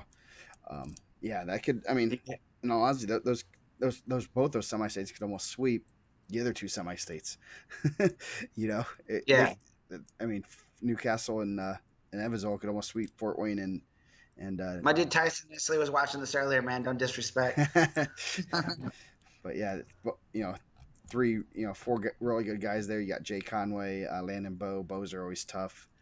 Um, Bo, did he place or qualify last year? I can't remember if he. I I do think not think so. he was right in the mix though. He lost in the ticker round, I believe. Lost. Let's see. Whose computer's faster? He lost in the ticket Dang round it. to Jeremy, or no, first round to Jeremy Clark from Columbus East. So He was third at the freshman sophomore events, which I believe is this weekend, right after semi-state. The regional is. yeah, the regional, the qualifier this weekend in Portage, and I don't know where's the south one. Is the south one in Evansville? I I'm don't not know. sure. I'm not. Um, that semifinal is gonna be huge. Borman and Campbell project it. Keandre Watson, I think, is a tough wrestler. He's taken 2 losses back to back. I think to Jacob Shraver of Columbus East. Like we said earlier, man, Cooper gets those guys going at the right time. Yeah, definitely. That's gonna be tough for him. Should be a good weight class again. Um, Dustin Bent says modern day. I don't know what that's about, but hey, Mater Day. He likes Mater Day. Uh, No, I think he's answering your question of where the South Regional oh, okay. qualifier is Oh, at. yes. Okay. Yes, I believe that is correct. So 145. Um, so Brody Bauman from Mater Day, number 9, Jonathan Adi from West Vigo, and then you got another Mater Day Brownsburg ticket round match number 16, Nick Cicerelli, pretty solid sophomore. He's coming in with 12 losses. Don't think that those are uh, anything. That could easily be two on a lot of schedules. Um, Justice Cash did not get an ugly ticket round match for once in his life. He's number 11 in the state. Still have a tough Riley Rust, who's an Alaskan state champion. So that might be, Coach Swain's gonna have his Center Grove guys ready to wrestle. Um, there, uh, Jaden Reynolds, number 1 in the semi-state, 8th in the state. He has he has a Luke Kemper, which I'm surprised there's another Kemper coming through Evansville Central. Then OT. That's OT. That's Odie. West Vigo. OT. OT. Okay. I like that. You got Luke Kemper and Kadel Quadshaw from Floyd Central. And then David Tucker, number 19 in the semi state, Brown County. Been a while since we've said Brown County on the show, but not really a very deep weight class overall, especially compared to the other weights. It's But just the Ritchie brothers. yeah, Did I yes, leave? David Tucker is ranked in the state also. He's number 19. yes, he I would is. say, It's 29-2. He's had a pretty solid career so far, but pretty. I mean, kind of wide open weight here, I'd say.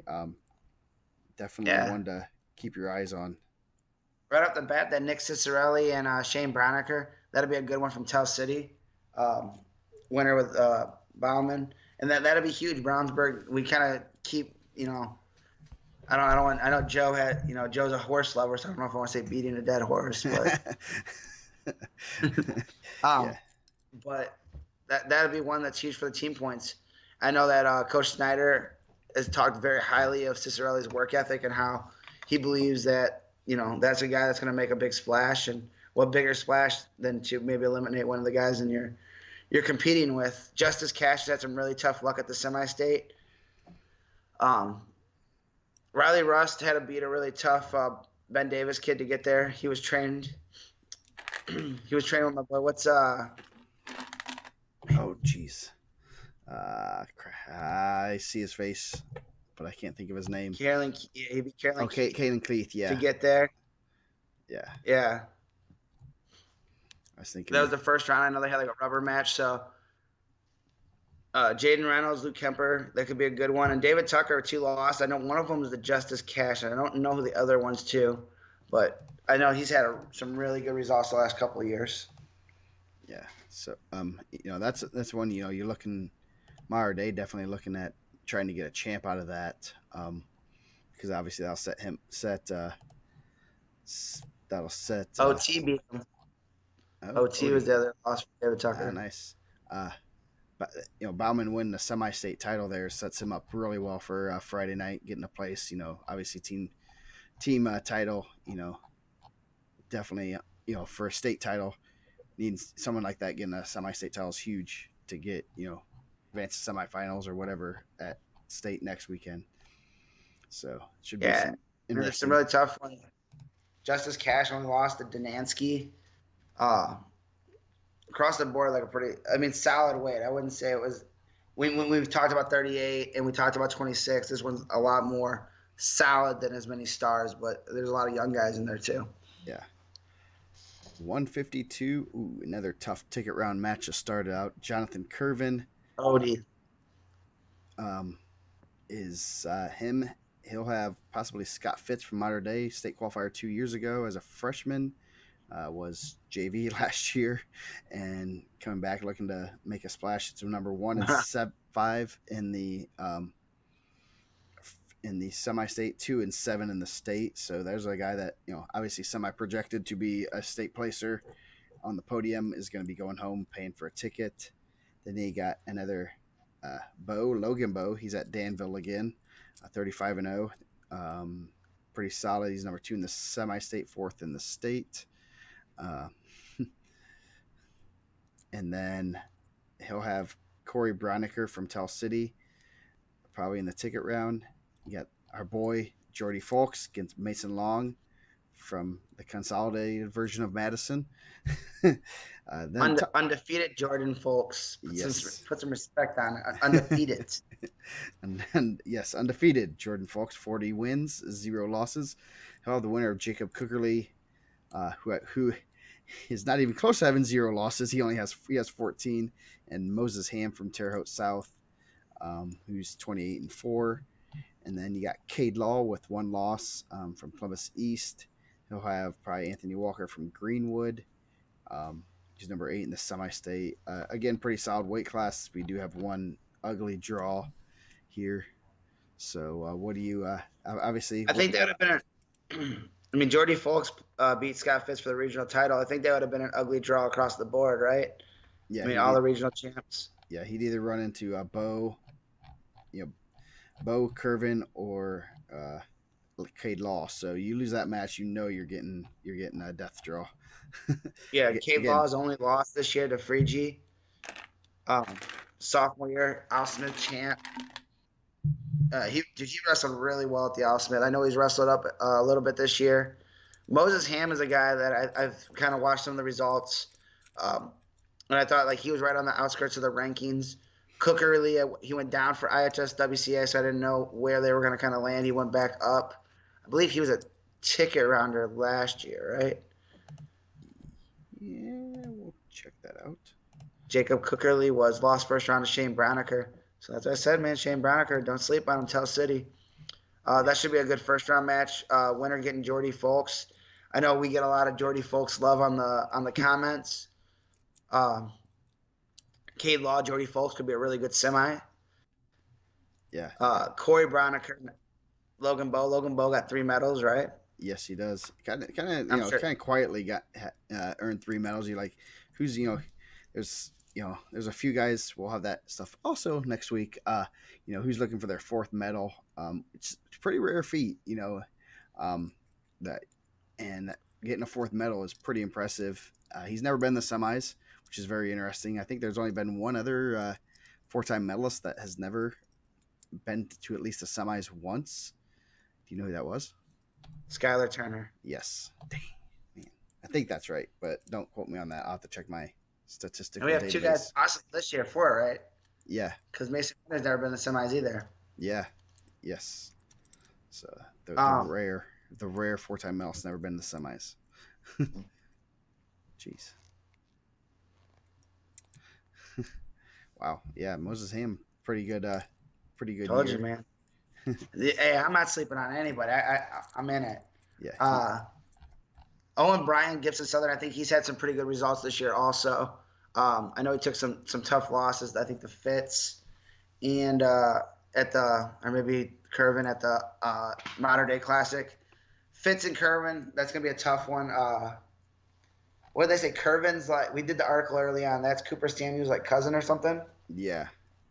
Yeah. We had an article on him earlier in the year too, so check that out. But yeah, no, yeah, he's pretty tough. State placer last year. 2 guys, pretty tough draw there. Um, Definitely going to be interesting to see who comes out on top there. 160. Ooh, 160. Eli Dickens from the Modern Day Wildcats. Have Austin Taylor from New Washington, Zach Brown from Northview, and then number 9 in the state, Tyler Fuqua from Franklin Community. Number 9 in the state. That's a tough draw for Fuqua. Fuqua was a qualifier as a freshman, right? Yes. At like 113 or something crazy low like that, I believe. Then you have Sam Morrill from Columbus Could East. have been like 126, which wouldn't have been as crazy as you're making it sound. It's still 40-pound jump. Number Yeah. 11, Sam Morrill from Columbus East. He'll have Wade Presson, pretty solid senior from Bloomington South. Number 8 in the semi-state, Sam Schroeder from Southridge. And then you got John Purdy, freshman, who's having a real good season, 36-3. I think all 3 of his losses are probably to Dickens. And Jake, No, 2. He got upset in the Oh, semi. Don't Did you see it all over the board? oh yes, yes, yes. He got beat by Defendor, right? Up and down, Yep, from Vincent's Lincoln. Um, and it was kind of far. yeah. It Jake was a Roder, very surprising result. yeah, Jake Roder from Seymour, 35-7 senior. The Owls, whoo. Uh, that's a great one. Uh, Peyton I, Asbury. th- I thought someone was about to eat a Tootsie Pop, man. How many licks is it? Yeah, full. Peyton Asbury, number 8 in the state. He'll have number 9 in the semi-state. Nathan Lomack from Terre Haute South, first round, and then that Caden Defendall. Definitely we're sleeping on him beating a good John Purdy. So that kind of hurt Purdy getting a little bit tougher draw there. Maybe it helped him, I guess. I mean, you didn't, obviously you did not want to run into Asbury in the ticket round. So sometimes things work out a No. little bit better. But solid weight class top to bottom here. So what are you looking at? Obviously, Yeah. Eli Dickens is a heavy favorite, but he does have. Even though I was just trash talking, saying that I don't sleep on anybody, I was definitely sleeping on Cannon Defildor. That was a guy that I definitely did not have on my radar. So if you're at Vincennes Lincoln, I blame you for not sending any results the entire year to me. Yes, if you're associated with them. Let's see. That was a huge win from him in the regional. I mean, we had just talked about John Purdy.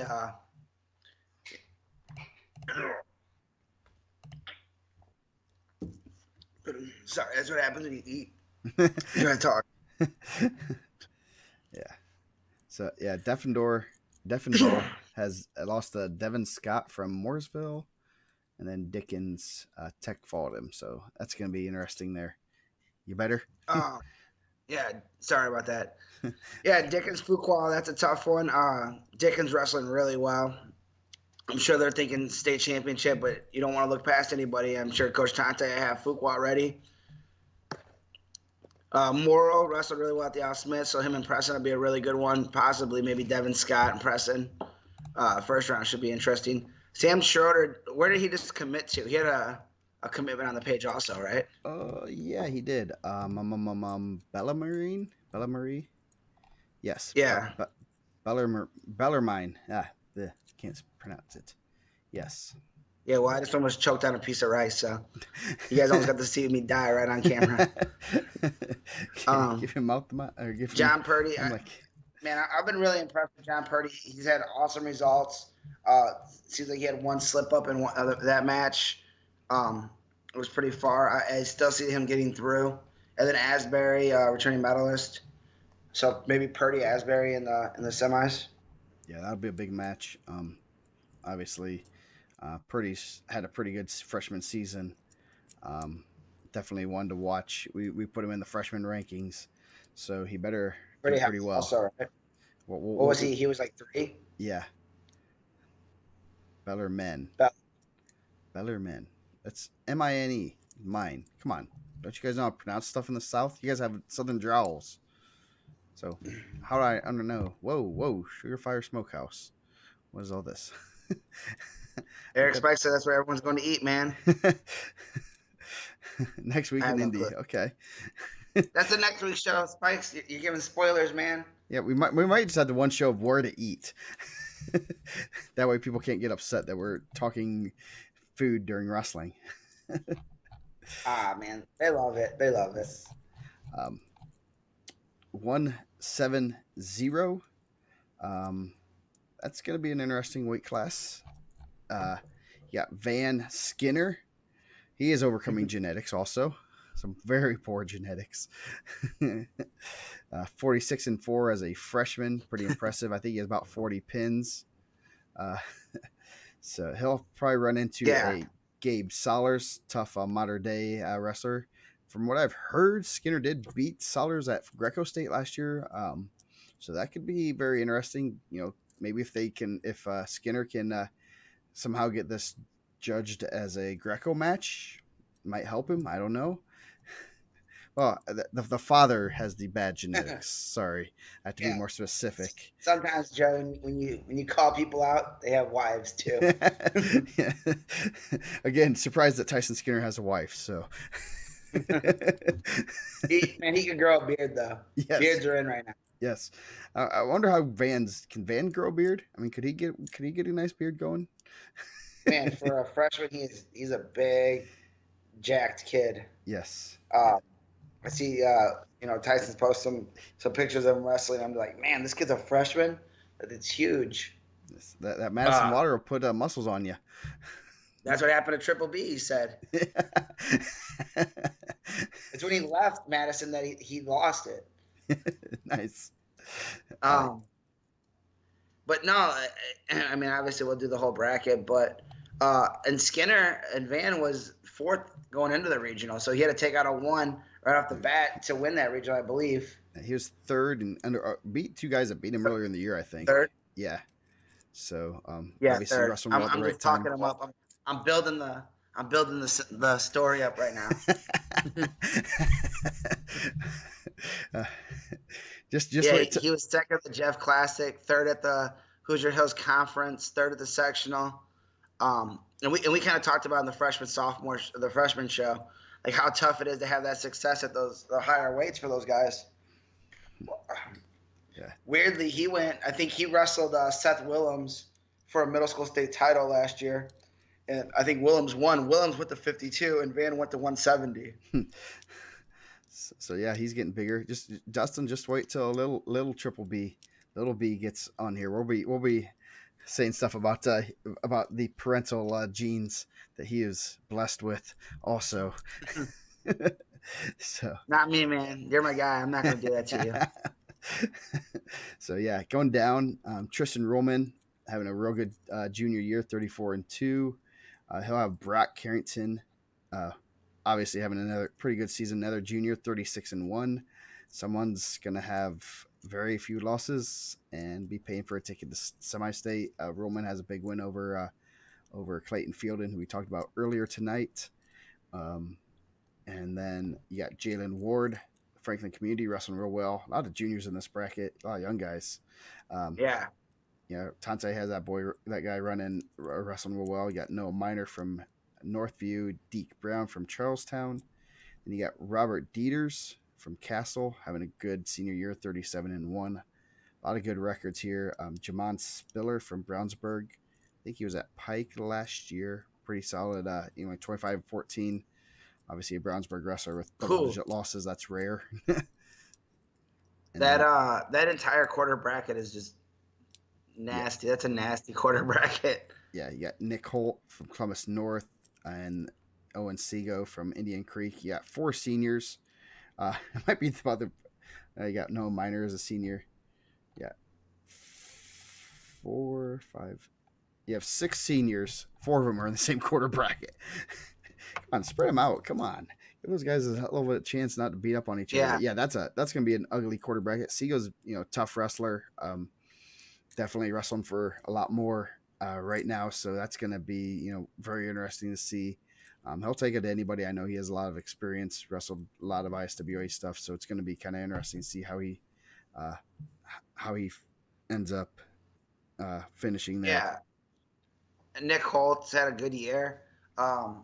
He's had some pretty impressive wins, and Owen Seago first match is no joke. And then Owen Seago possibly and the winner of Jamon Spiller, who's had some really big matches for Brownsburg this year, and Robert Dieters. Like someone just said, this could be Dieter's year. He could be there right in the mix at 170. I don't know. I think Graham Calhoun's wrestling at a very high level right now.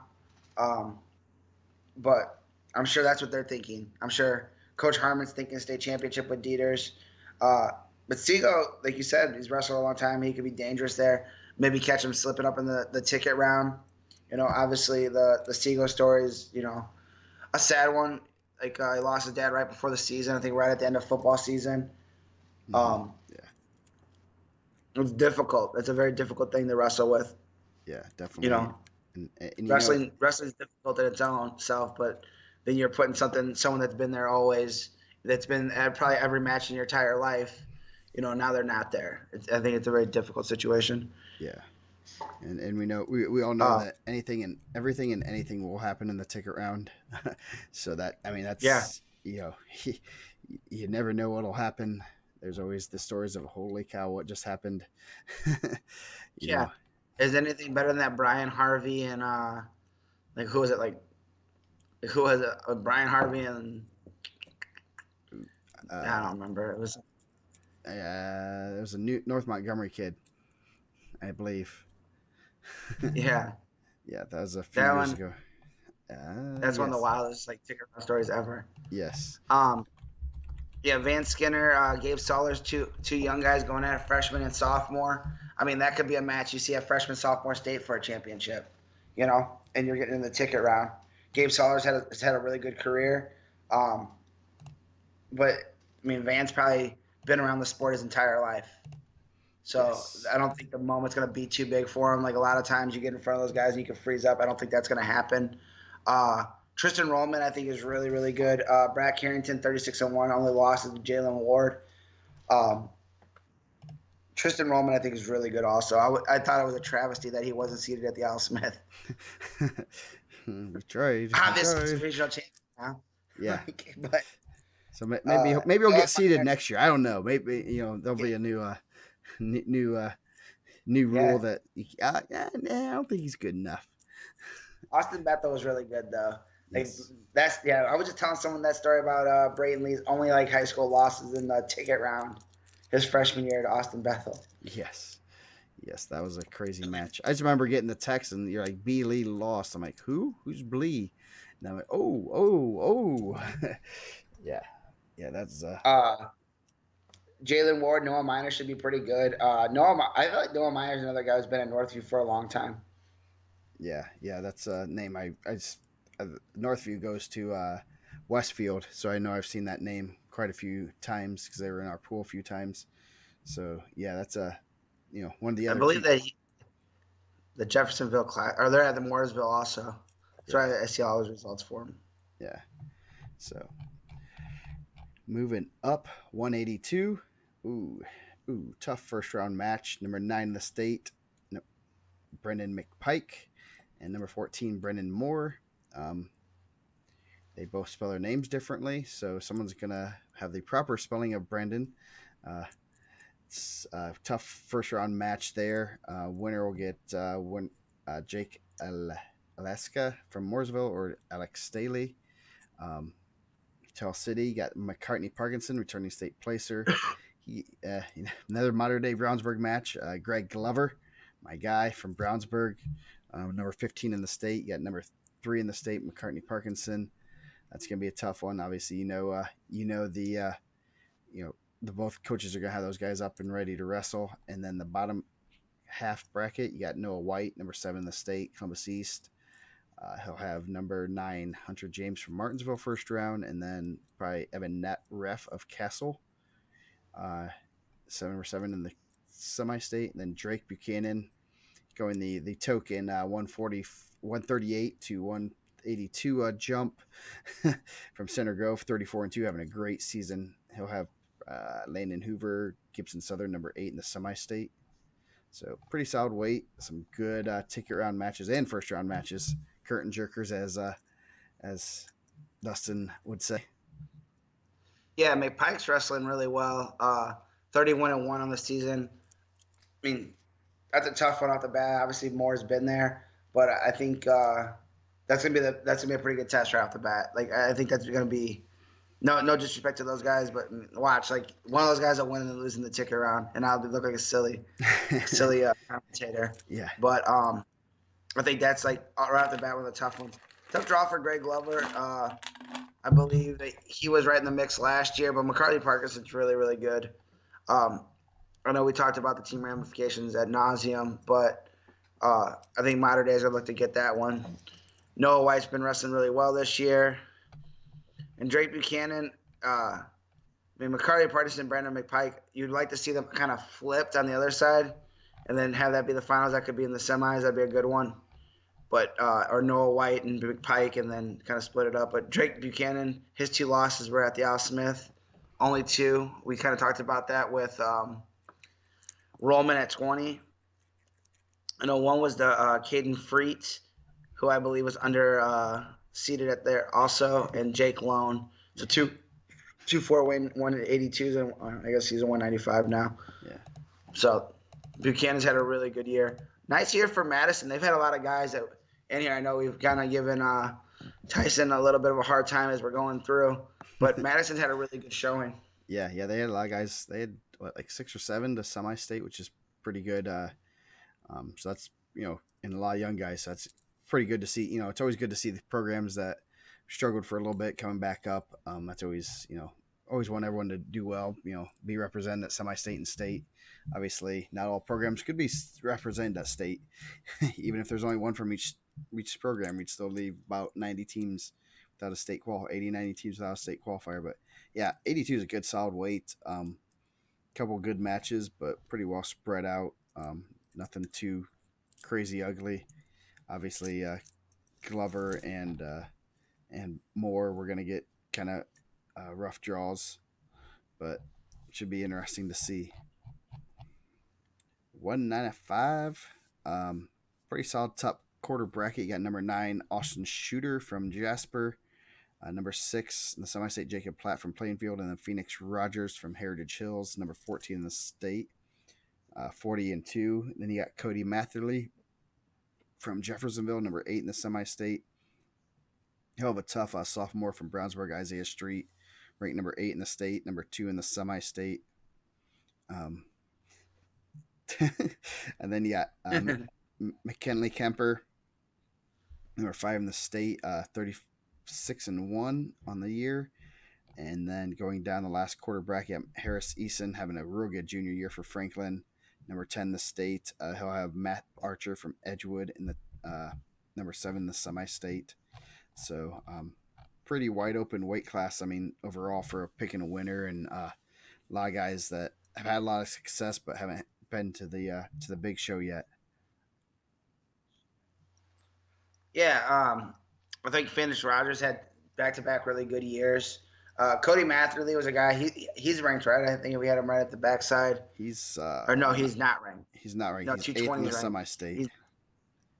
Yeah, he was right outside the rankings. Pretty far, a lot further than I actually thought when I just looked at it. Isaiah Street's a pretty tall 195, so he does not like basketball. But I think, again, I think that he uses that to his advantage, and he's pretty tough. They got a lot of tough guys in that room. At 95, you're talking Street. 220, you got Leighton Jones. 82, Greg Glover. Across the board, you're wrestling someone tough every single day. Yeah. I don't think Derek's getting in wrestling. What do you think? Nah, he's just sitting on the bench, looking on his phone, looking at Indiana map probably. And then you're wrestling just a tough room. And like we kind of said before, when you got your entire squad in there wrestling still, it's a lot easier when there's a lot of guys, a lot of practice partners still.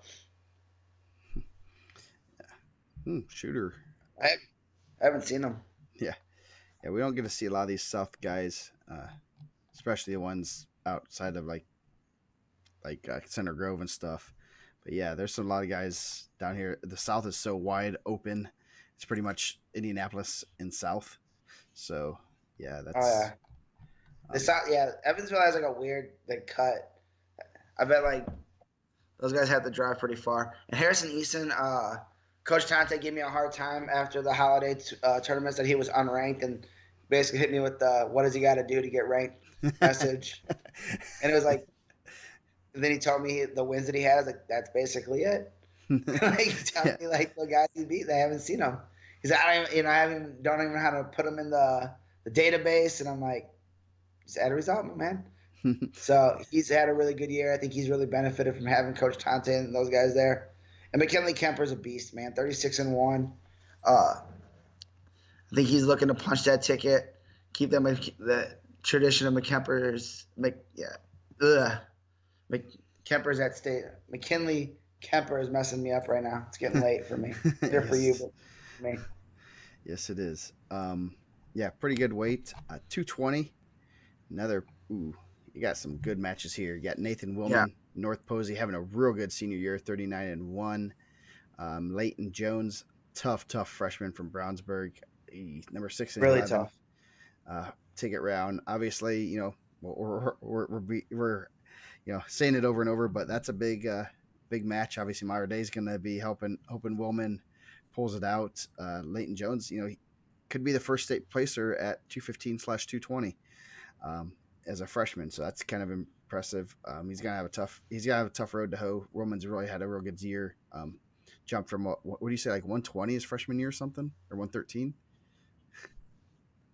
Yeah, Nathan Woman. Yep. Yeah, yeah. So that's going to be interesting. Got Ethan Rogers, number 19 in the state from Jeffersonville, number 8 in the semi-state. Cordell Herring from, I can't pronounce anything. Boonville, Reese Condon from Mooresville, number 10, and number 7, Kenton Williams from Sullivan.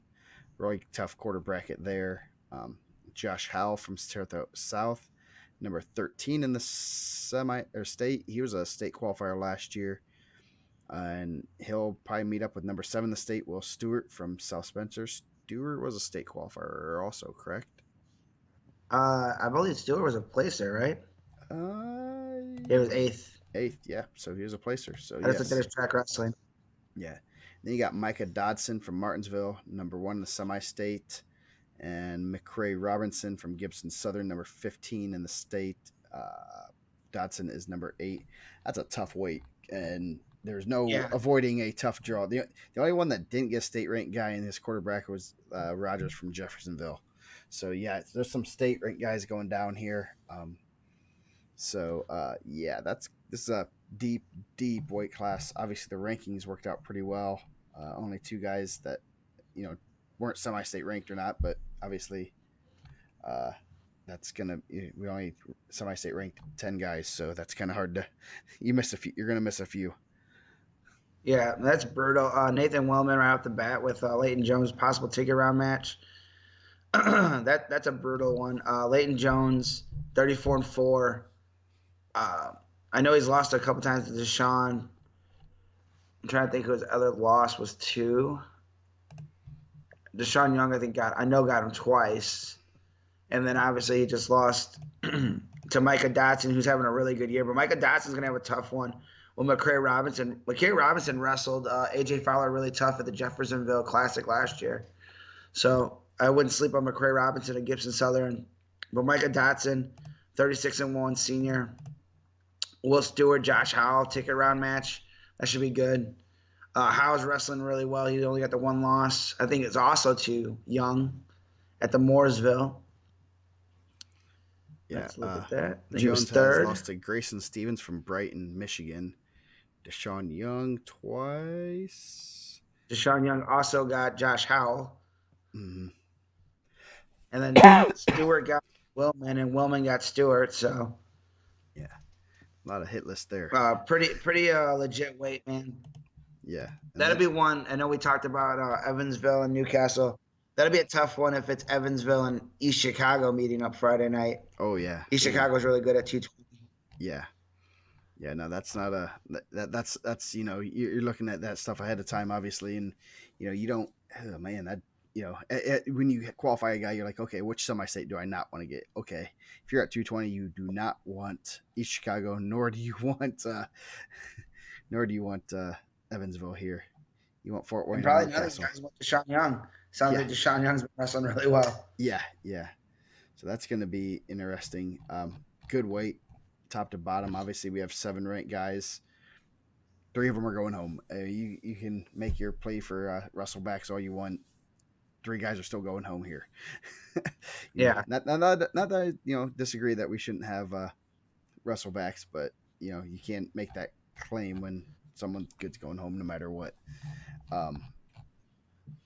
285, the big guys, starting off with Dorian Keys, 38-0, returning state champ. He'll have Austin Fortune from Boonville having a good season. Ashton Hartwell from Columbus East, who the word on the street is he is Triple B trained. Ray Stewart kind of burst on the scene. He's 33-0. So battle of undefeated guys, possibly in the semis. He'll have Katray Dickens from Avon, the token 10-5 wrestler. I heard that he's Really good athlete. yeah I think he's a really good football player. yeah he's given some of the better guys some good matches. Definitely not a first round match you really want to see.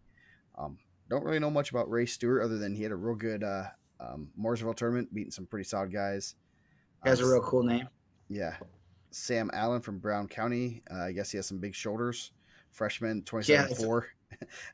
what they said he can like land some planes on him or Yeah, something. That yes, was yes, I want to come back to that. yes, That yes. I'm gonna comment. have to. We might have to have him and our guy from New Prairie, White Neck, talk to each other. But yeah, 27-4 as a freshman. I don't care what kind of schedule you wrestle. If you are a freshman at heavyweight and have a 27-4 record, you're gonna be pretty solid. You're wrestling men Yeah, there. So yeah. Maybe we'll get Whitesnack and Sam Allen for a freshman sophomore state championship. yeah, yes, yeah. Going down, you got Matt Munoz. Matt Boots. Yes, yes. Matt Yeah. Munoz is up Hey, to 285. He's on the Warren eating plan. He moved in with the Warrens. You can tell it's getting late. Also, Matt Munoz from Jeffersonville, 27-3. Was a state qualifier last year from Greco City. He'll have number 18 in the state, Dawson Garrett from Evansville Harrison. And then the winner of that gets Robbie Gentry from Mooresville, number 14 in the semi-state, or state, fourth in the semi-state. That's going to be pretty a ooh, good quarter bracket. You're losing two state ranked guys at least. And that Connor Lucas from Bloom South yeah. isn't too bad either. So No. yeah, that's an ugly one. And then you got going down, you got Hunter Wimpelberg from Evansville FJ Wright. What does FJ stand for? Franklin James. Number 8 in the semi-state, and he'll have Jacob Johnson from Franklin Community, who's number 16 in the state, and Drake Peters from Mitchell, who's number 10. I don't know what grade he is in. Let's see, do they have it on his thing? So what you looking at here, other than a lot of good matches? Thanks, Sean. Go Jordy too, man. I hope Jordy they're leaving. I just want to say, thank you guys. Dorian Keys, returning state champ. Uh, he's real tough to wrestle. Ray Stewart, Kendra Dickens should be a really interesting first round match. I'm looking forward to that one. Yeah, Munoz got a really tough draw there. He's only a junior. Dawson Garrett, saw some of his highlights. I think on YouTube. He's a pretty explosive wrestler. Robbie Gentry lost him at the Jeffersonville. I think it was like 5-3, right? Yeah, I think Tyson Sand was a 1 point match. Wimpelberg's been there. I think he's been ranked before in other years. He wasn't ranked this year. Jacob Johnson having a really good season, a sophomore for Coach Tante, and I think Coach Tante's had a lot of success coaching big guys. When he was at Perry Meridian, when he was at Warren Central, they've had a lot of success with the bigger gentlemen. yeah. 5-3 Munoz over Gentry in the Jeff Classic. So yeah, that's going to be a good one. Gentry's wrestled a lot of good kids. He has had a lot of success off season wise, and so that's going to be interesting. Senior, so that's a killer quarter bracket. Yeah. And then I mean, I'm kind of interested to see that Francis Joseph Wrights. Ah. So second oldest school still in use today. Wow. Oh, in the city. So interesting. So he founded the school and then named it after himself, or they just changed the name after he passed away? I will have to look that up. Got Wikipedia here. Don't use that on your college papers though. Don't cite Wiki. It's not a verified source. Yes. I think Austin Fortune from Boonville has had a pretty solid season too. I thought he had some good results. Wrestled a lot of stuff. Fifth at Greco. That should be an interesting match. 7th at Folkstyle State. Yeah. Could give Keys a good push. Yeah. One thing about those Boonville kids, it's like they show up to ISWA stuff. I mean, they have as many kids as like Center Grove and schools like that are like a mile away from the venues and stuff. So it's always interesting. You see all these Boonville shirts. They have a real good youth program. Obviously, starting to reap the rewards. Having a real good season year this year. Having a lot of good kids. So it's one of those things that obviously that time is working out for them. And they have a couple kids that transferred out of there that are pretty good too. So Yeah. it's one of those things that obviously they're gonna keep reaping the rewards of a good youth program and not afraid to go wrestle the best in the state. maybe not. I mean, like Logan Sutton was there last year, but I believe Purdy was a Boonville kid like growing up, right? I think Uh, his sister played softball at Boonville. yeah, that's what. Well, someone said something like that, and someone got really upset that said no, he was not. But I don't know. All those kids have He's wrestled not a a lot of places, so he's not a Boonville kid. Obviously, he's a Castle kid, but I believe his sister, who's like I think she's a really good softball player. I think she's going to be playing Division One softball. Like played at Boonville. Maybe maybe she was not a Boonville kid and went there. She yeah, plays for a really good softball club down south. I see his dad posting stuff all the time. I think she hits a lot of dingers. not a dinger from the Crown Point area, Holland donor. Hey, I'm telling you, man. Hey, we talked about it every show. Dinger and Mendez looking for people to challenge him in the spike ball. Maybe it'd be Purdy's sister and one of her teammates. Softball girls are good at spike ball too. We played last year at the nationals. Nice. Yeah. So 285, pretty great, good weight class, top to bottom. Obviously, some Really good semi-state. yeah. Overall, this semi-state, just loaded, and then you just have some just weights that are just sick. It's like you look at 26 heavyweight, 52, 60. Yeah, a lot of good weights here. Going to be a fun one to watch. I know Triple B's heading down there. He's going to try to provide some updates on social media. Um, Yeah, I heard he's gonna do the live match of Allstott and the Bandit, right? yeah, That's what he promised. yeah. So check our check. That'll probably be on Facebook. He's going to be doing that. So check that out. He'll be commentating, which will probably be more entertaining than any match. I don't care what. I don't care if it's a 30 to 25 match. It'll be more entertaining hearing Triple B talk. And he doesn't need a microphone. Nope. He's a big So guy. he'll hear it. So if you're at attendance, you can hear it. Yes, yes. So yeah, gonna be some good wrestling there. It's getting late, but we got through all of everything. Next week, I don't know what our schedule is going to be. We'll probably talk about that a little off air. Brackets come out about 4 p.m. my time, 3 p.m. your time. So we'll probably go two shows. I'm gonna probably guess that next week, and uh, we'll figure that out when we get there. So, any other parting words, Mike, before we go?